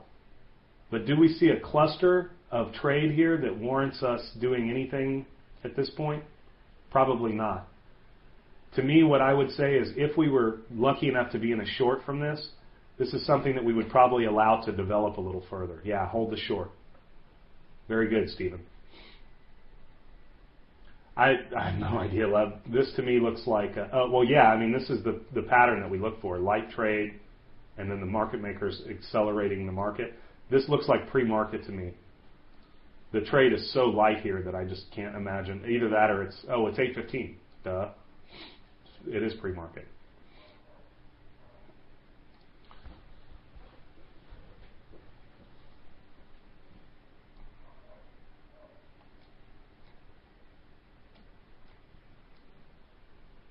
Responsive selling. Sellers initiate trade. Did you miss it the first time? Sellers initiate trade again.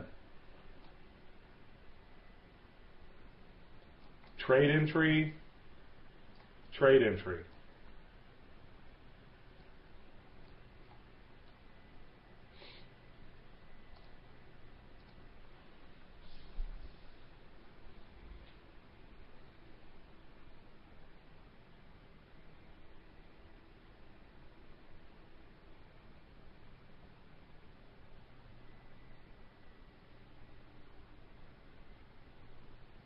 Very good. We start off with sellers initiating trade. Okay? Now they don't bring it all the way back up to the high volume. All right? They don't bring it all the way back up, but we can see in this where really the buyer gave up, right? All through here we still have active buying. And if we look at it like this, if I were to tell you to pick the 3 or 4 price levels which hold the consecutive price levels with the most volume, wouldn't you say those?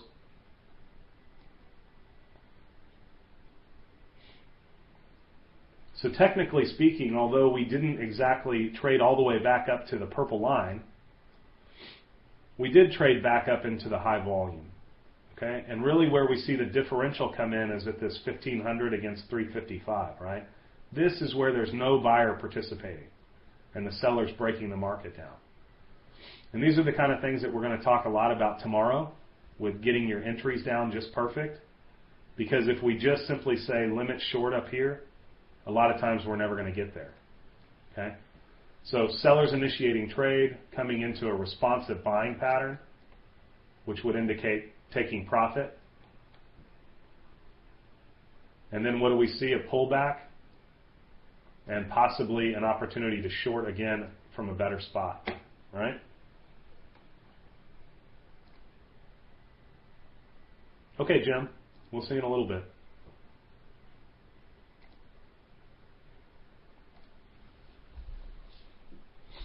All right. Don't be afraid to post a question mark, because you're not going to know what they all are all the time. But I'd say Tony's pretty much on it. We could maybe even call this responsive buying. I don't know. This is the kind of thing that we won't see very often, but we do see it. Okay, so we've got the buyers driving. Let me just start over. Buyers driving the market up, bringing it back to the high volume. We've got the sellers trying to bring it down, but ending up giving up. So we could call this responsive buying or say buyers initiating trade. I'm going to give this one a question mark, but I don't think there's any confusion about what the effect is.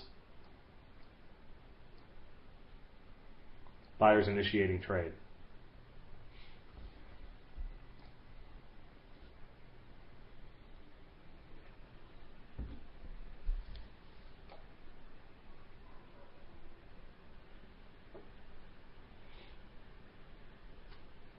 Hard to say, Brad. There was a rotation off of this, which brought it back to here, and apparently there was enough of a probe, I guess there was enough downward probe here. It probably ticked up and then came all the way back down and then up. I don't know the answer.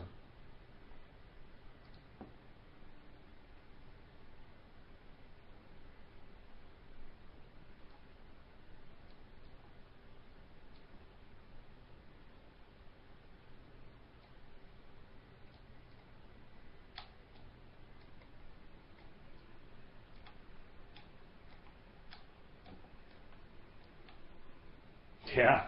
Okay, Tony, that's probably as good as any. Yeah, same with you, Stephen. In this case, we've got a situation where the sellers are bringing it down, and we see that there's a responsive buying effort. It's fairly clear. But on the next one, based on the amount of trade here, it really looks like the sellers tried to bring this down again, right? But we're unable to. In other words, the buyers responded. So I would say that because of how this came together, it's most logically responsive buying, but I don't know that for sure. This is a difficult one. We'll call that a question mark. Okay. So if hypothetically I'm long from somewhere down here, this is basically telling me it's time to take profit. Yeah. Okay. Pattern to avoid. You could say that. The most important thing is that, if you can get the big pictures here, things like this are going to come together when you're watching it live, because you're going to see the price open and start trading lower. After the fact, yeah, it looks like a doji. Well, I guess it is a doji, but when you see that it's a push down where the buyers respond and drive it back up, pretty much you could call it what you want, but you know what you ought to do with it. And Brad, you will have more time when it's live, and if I'm going too fast, that's perfectly fine. We'll slow it down. Most of the time, this stuff doesn't happen really quickly.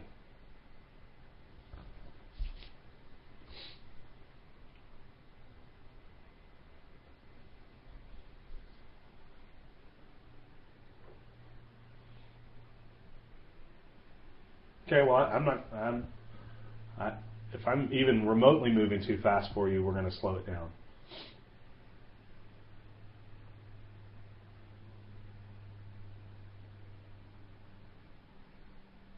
Okay. Here we've got the seller driving down, so we can definitely say that this is responsive buying. Okay. And on this one, it becomes questionable. And so don't get worked up over stuff like this, because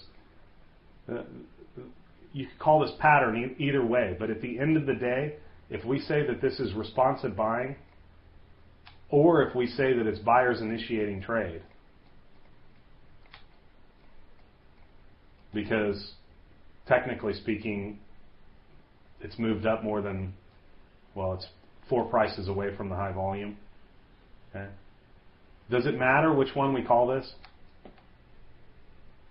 Would it make any real difference in real time? No. Why? Because they're both buying patterns. And the big deal is, were we smart enough to see this? Okay? If we saw this as our buying pattern, both of these confirm what we're doing. Right?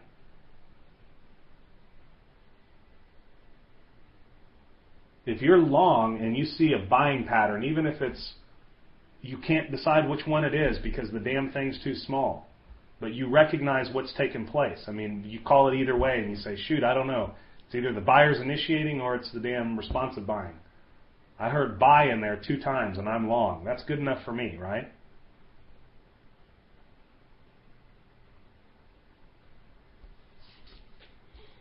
Well, okay, Mike makes a good question here. What do we do after responsive buying if we have something that's questionable? Okay. Remember, today we're not talking about trade management or entries or anything else, but you have this beautiful little tool called the trade tracker. It's going to tell you as much as anything else. Okay? And I've specifically taken all the commitment of trader numbers off of here because I didn't want any confusion on this. All right? So if you've got a huge positive commitment of traders down here, and you've got commitment of traders, your trade tracker's positive, you just bought and you've got a questionable, it's either a responsive buyer or a buyer's initiating trade, I don't know. Okay, well the reason I'm saying it's questionable, Brad, is because this is very clear what it is. But here we have a situation where we opened, we traded down, traded the high volume at the low and traded back up. Okay, so I would say it's responsive buying. But if you want to take this on a technical level and say, well, the buyer bought up from the high volume here, you could say it's buyers initiating trade. I mean, we're getting a little too technical here. All right, it's just not something that you're going to see very often. But I have to throw this kind of stuff at you guys because, if you think everything is picture perfect and smooth as glass, we're not going to get anywhere.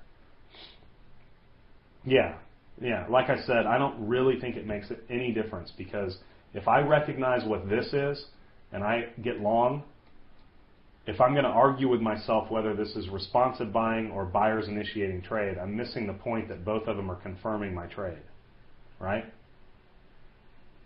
Would everybody agree at least with that?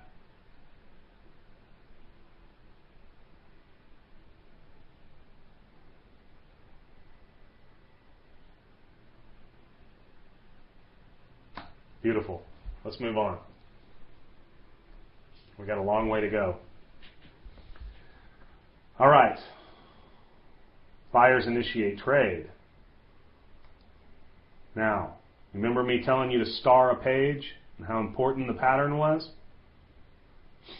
That was a situation where we had sellers initiating trade followed by responsive selling, right? What do we see here? Buyers initiate trade followed by responsive buying.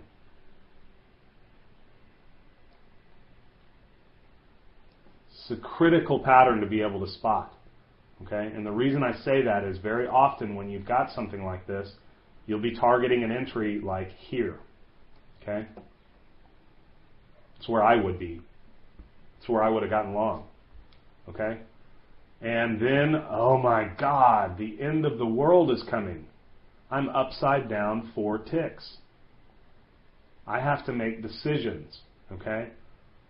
I have to make decisions. Do I take a stop out? My God, what am I going to do? I'm upside down. It's the end of the world. Okay, well, not if I recognize what starts to take shape. Because unless this breaks down further, I'm okay. In fact, it's exactly what I want to see. Maybe went a little bit further than I wanted it to. But if I start seeing heavy trades start coming in below this, I'm in trouble. But as long as we're seeing that trade getting on the wrong side, now this is responsive buying. And I can stomach it instead of just saying, let me out, get me out of this. Instead of throwing it away or taking a stop out, this told me to buy. This told me you didn't get in quite right, but you're still good. And look at the response, guys. Now we have buyers initiating trade again.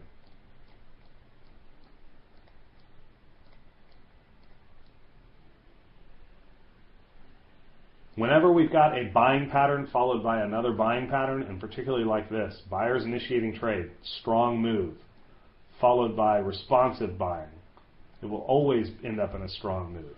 Very, very good patterns.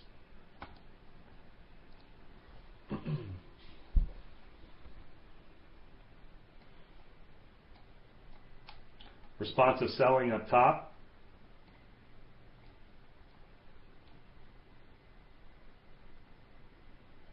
Sellers initiate trade. So if I didn't get it up here, actually, woo. Okay, Gov, take care.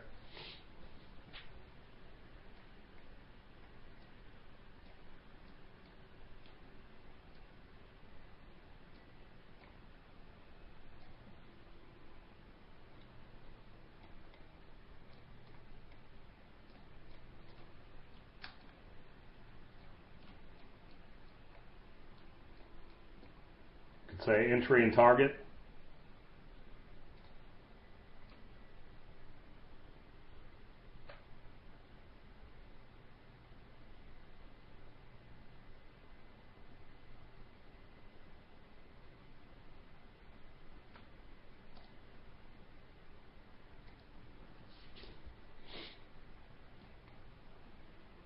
Buyers drive the market higher.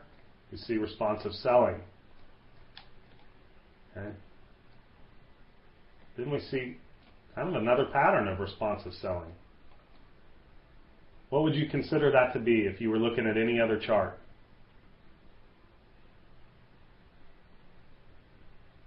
Double top? Anybody ever heard of that?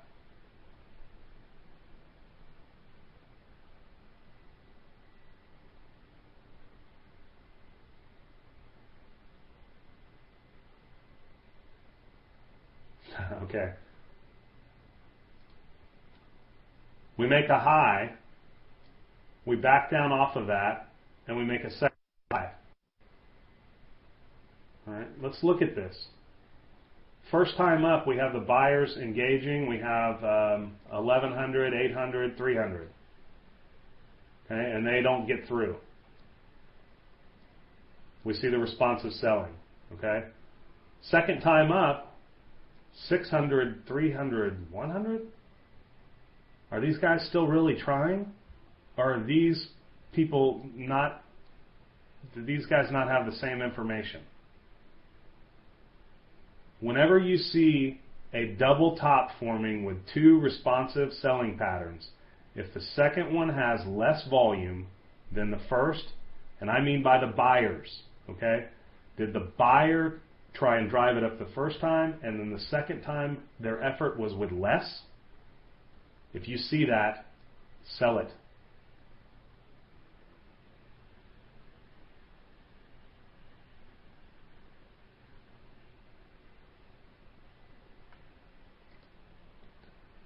Responsive selling, double top. And the main facet here is that there's less volume by the buyer than there was the first time. And again, now we have a responsive buying pattern down here, but I mean really this isn't all that much. So really we're looking at this as probably something that we need to hold and wait and see.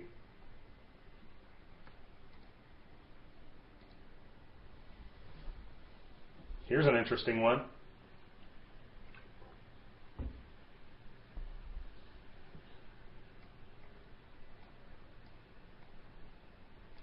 First pattern's responsive buying, and I'd say probably one of the best ones that I've seen. Very, very light trade, with the bulk of the trade taking shape down here. Shouldn't be difficult to get through any of that, right? If we can get an entry off right in front of this, shouldn't have had any problem getting filled there. Buyers drive the market up, maybe a little bit of trouble here, and then drive it all the way up through the top. Wow. Okay, well now we see responsive selling.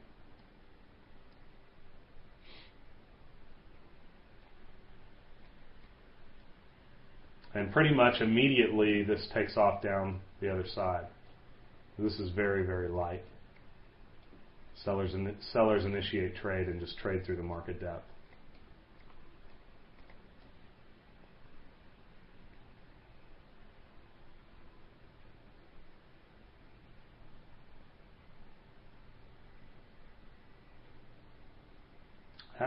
How would this be buyers initiating trade?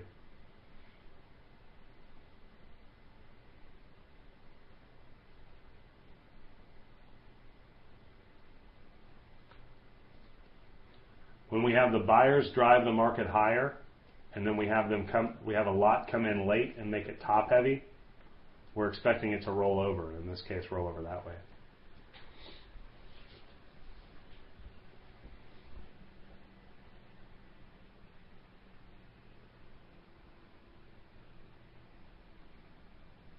Okay, well, yeah, if you're going to ask me if at one point was this buyers initiating trade, the answer is yes.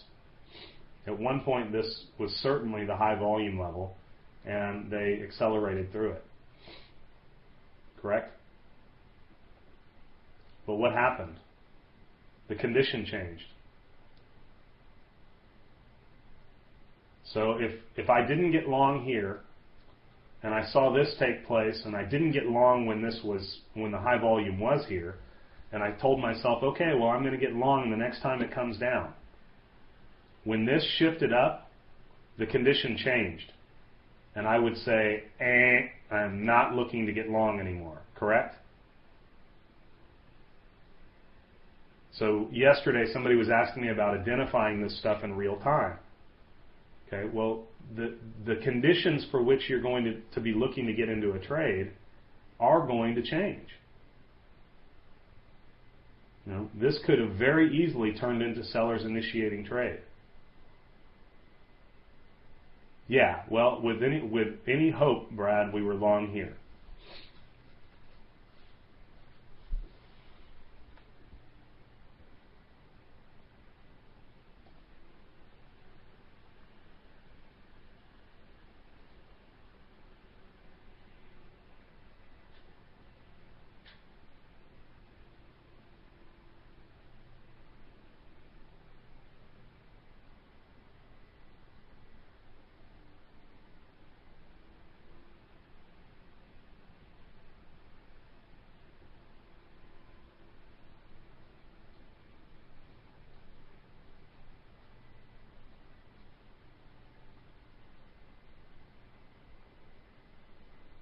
Jimmy's pretty close.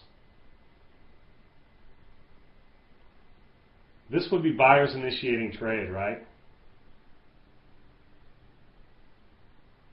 Why would it be? Because the price moved beyond the high volume. It's all right. This is a tough one, Brad.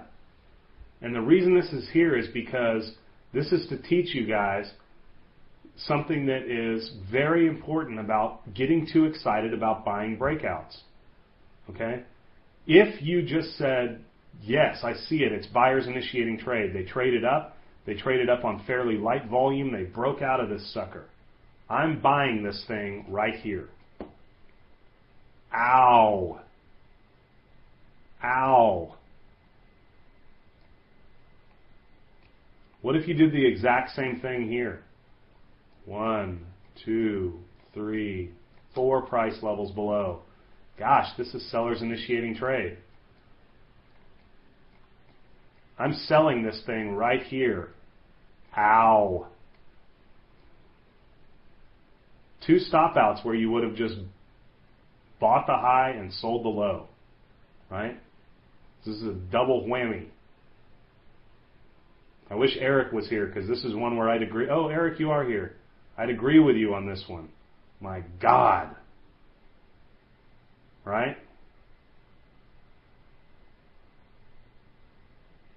Okay. Well, that's a great way to look at it, all right? I like that. That's not the answer I expected. Very good. Okay?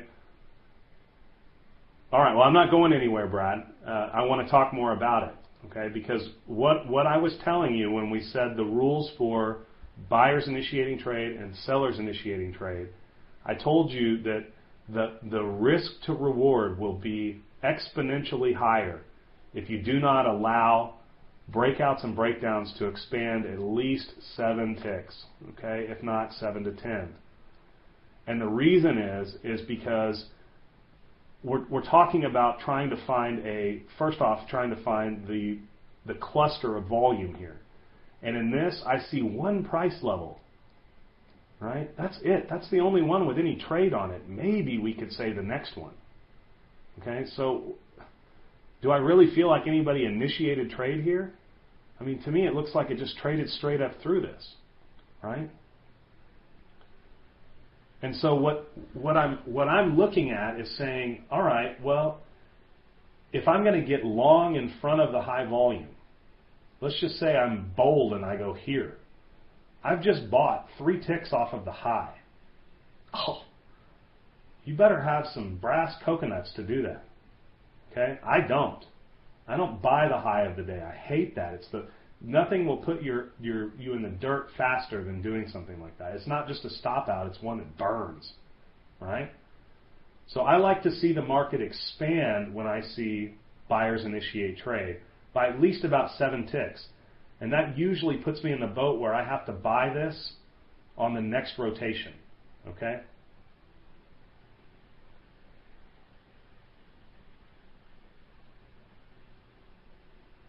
Yeah, and so to me, really what happens here is this, in hindsight, looks like buyers initiating trade, but in reality, by the time this obviously happened pretty quick.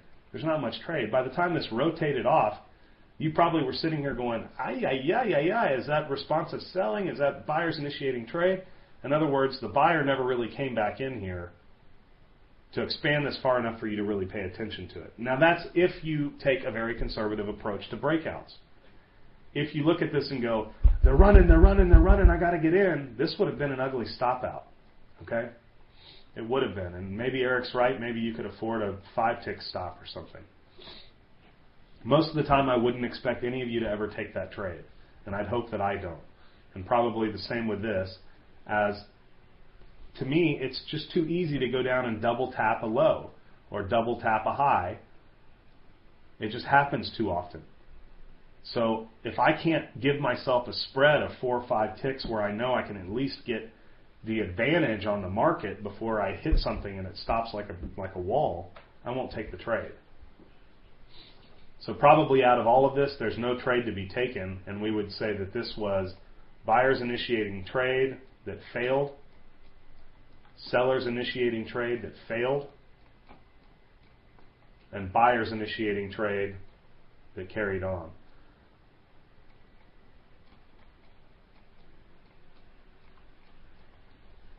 Okay.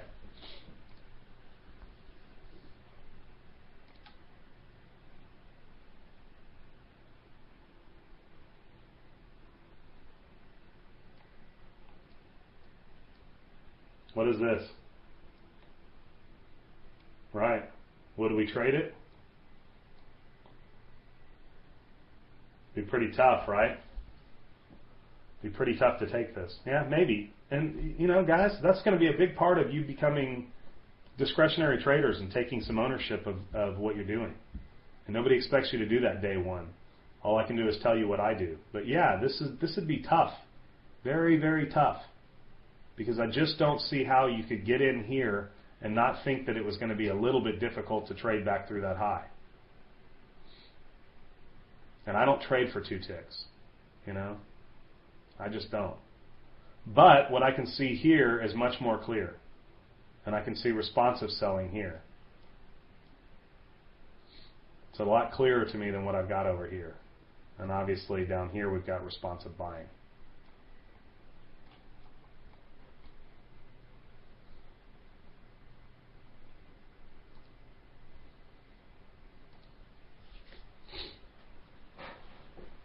Sorry, let me go back.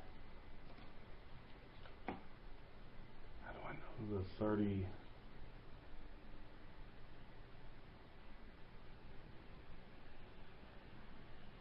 Well, I don't. I don't know that at all, Brad. All I can do is tell you what I see.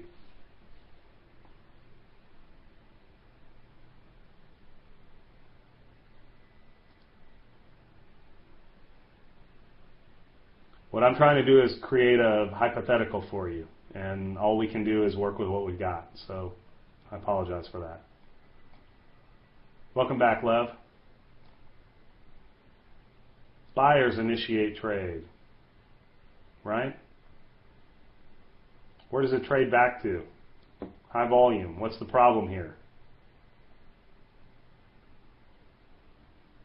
When this was pushing down, this very easily could have been sellers initiating trade, right? As Brad says, we don't know what happened. It could have all happened on the pullback. But if I've got a long here and I've got something telling me to go short, I don't want any part of either one of those, right?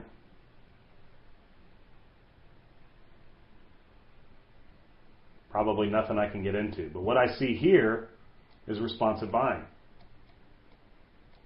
So it may have taken a few minutes for this to develop into something that I can look at. Now, why would this be important to me here?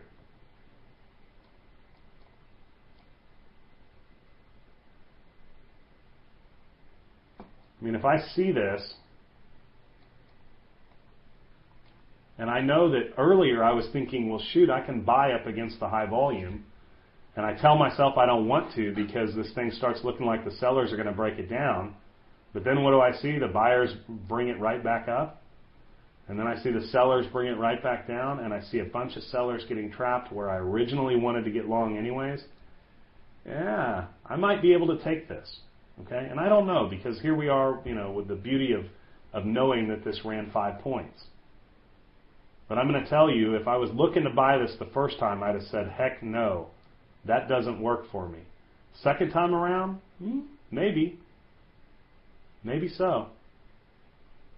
Because it's still exactly where I'm going to consider there to be the most logical support in the market. Because why? This is where the buyers initiated trade.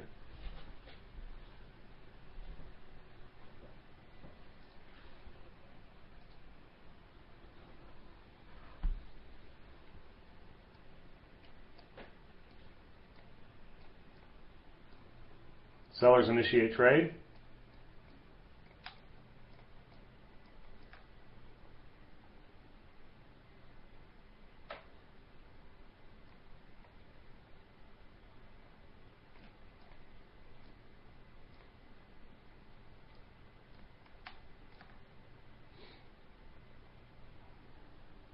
We see the responsive seller come in right back up at the high volume level, right?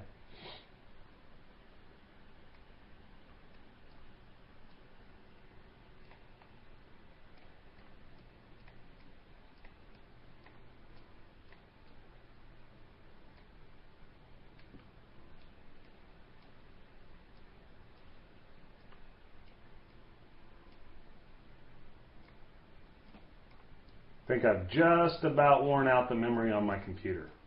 So if we crash, that's why. We're drawing a little slow here.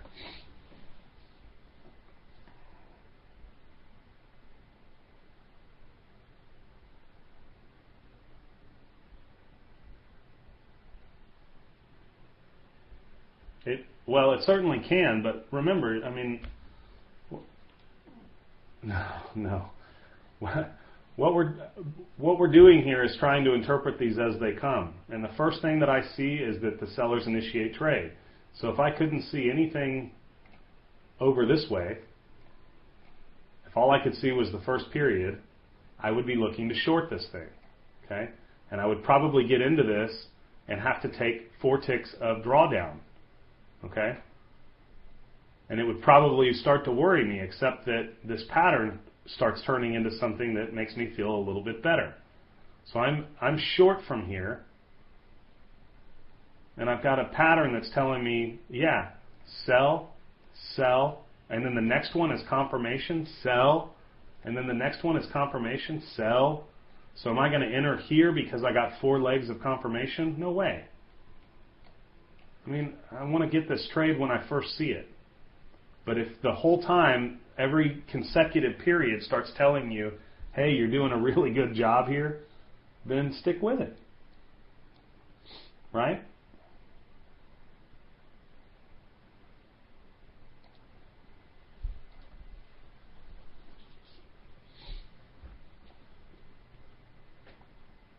No, and listen, this is static. This is the first time that I'm asking you to call these things out. What are you going to do tomorrow? You're going to immediately look at your chart and start doing it. And Eric, you hit the nail on the head, my friend. Okay? Every time that the high volume moves, it's going to change your perspective. Okay? And that's critical because you can be so excited. Oh my gosh, I can't wait to take this short. Look how beautiful it looks. And then you get filled and the condition changes. How do we deal with that? Do we still sit there and go, I hope that this short works out?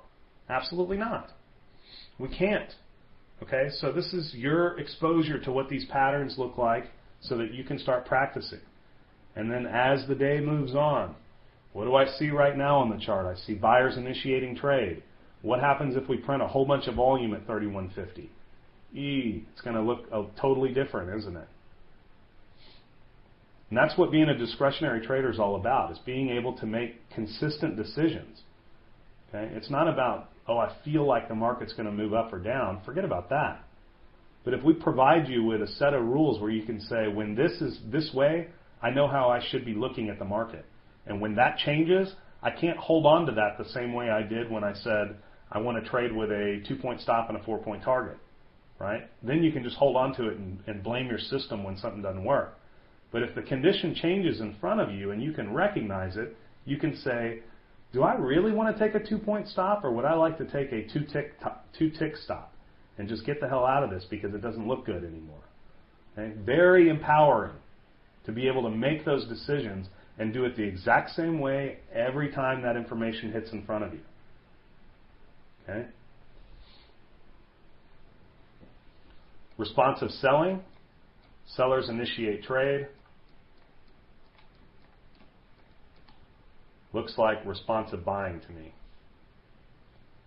If you were short into this, you would probably be looking at this as a good time to maybe get out. Possibly not. The sellers come back and sellers initiate trade.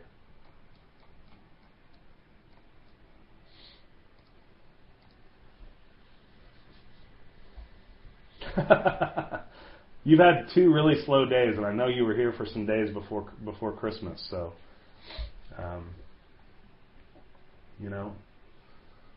an opportunity for you to see a lot of things and be able to, yeah, well, that's the goal. That's what you paid for. Okay, so what have we got here? This could be, failed buyers initiating trade. Again, very low volume in comparison to, this is not something that really stands out as being a huge cluster of volume. Questionable whether or not we'd be looking at this. Okay. Yeah, and I don't mean it like that. I don't mean like it's low volume, the number's small. I mean that I cannot find consecutive price levels here that I feel really warrant my attention. If I had to isolate the three largest, they'd be here. But, are they substantially larger than the 820 or the 986? No, yes, there's a volume cluster here, but bleh, Same thing down below. Then we see the buyers initiate trade. Ooh, buyers bought this thing up, never looked back. This would have been a high volume at some point, but they never even looked back until they get up to a point where there's responsive selling. Yeah. I can't tell you that I would have been able to take any trade on here. Right? But guess what, guys? That's life. You're going to find that a lot of things, you should be happy that you can recognize the overall direction. Okay? Because if I look at this and say, I think the market ought to continue up, right? I can't trade it, but I think it ought to. And then I see it break down, and I say, well, son of a gun. All right, well, that didn't pan out. And then I look at this and say, well, they're not continuing it from here. Then I see the buyers engage the market. Well, shoot, they've left this in the dirt, right? And then I see the buyers engage the market, and they've left this in the dirt. And then I see this, and I can finally start to make a decision. Okay, so this may be a lot of garbage to you because you can't get a trade off of it. But the bigger point is that you can look at this and say, okay, I don't know what's going on yet. I don't know what's going on yet. Okay, I see something.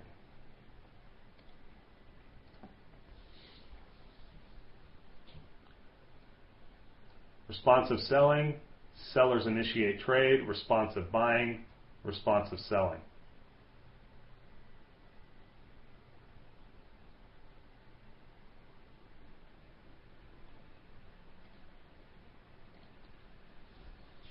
Whoa, a lot going on here.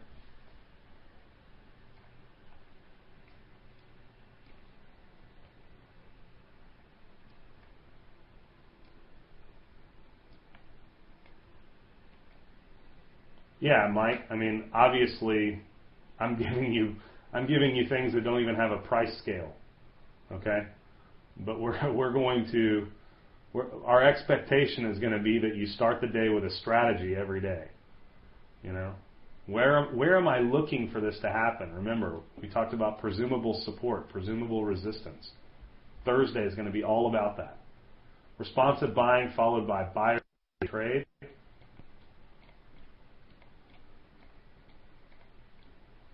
I don't know what the heck to call that. All I know is that when we closed, we were on top of most of the volume. Can't be horrible. Buyers initiate trade. All right, well, I'm happy that I'm long if I'm long. And then double top, right? 2 shots up at the high. Probably a good time for me to close my position if I'm long down here.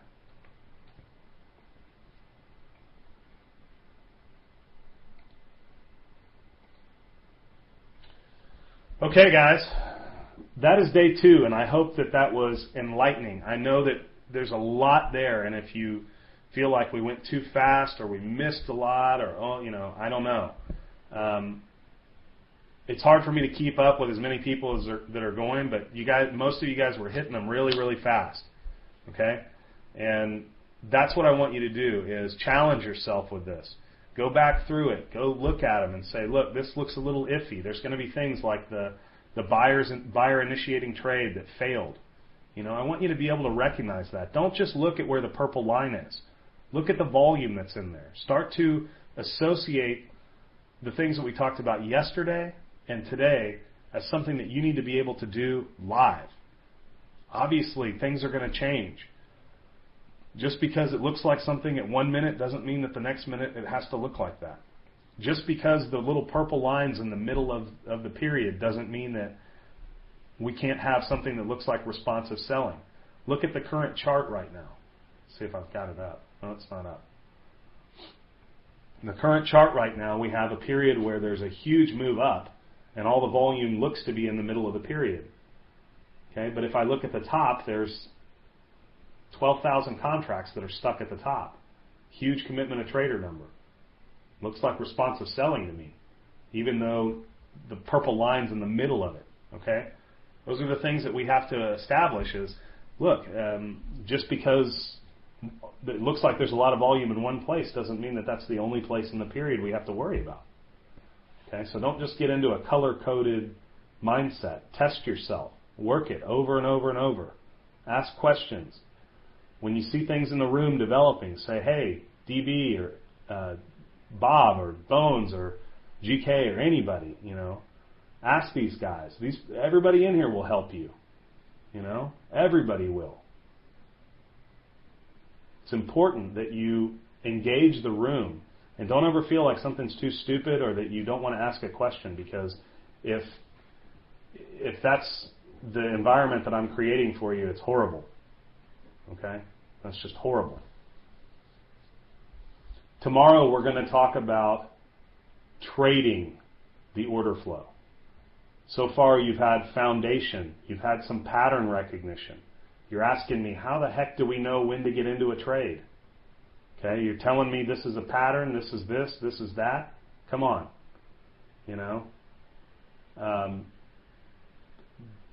Yeah, tomorrow that's all we're going to do. Trade entry, stops, targets. Okay, we're going to talk about how you can use the algorithmic assisted entry, how we use trade tracking. Okay, and I'm going to give you a basic strategy to get you started with this so that we're not just throwing money away because you think that, well, if I just trade this week, then I'll make enough money to pay for this class. Okay? There's no reason to start out at a deficit because you weren't willing to take the time to learn this. All right? So we need to give you a basic strategy to start with. So as much as we covered today and as many patterns as we looked at, we're going to do the exact same thing tomorrow, but you're going to be telling me, would you take the trade? Where's the entry? Where's the stop? Where's the target? Okay? It will be your aha moment.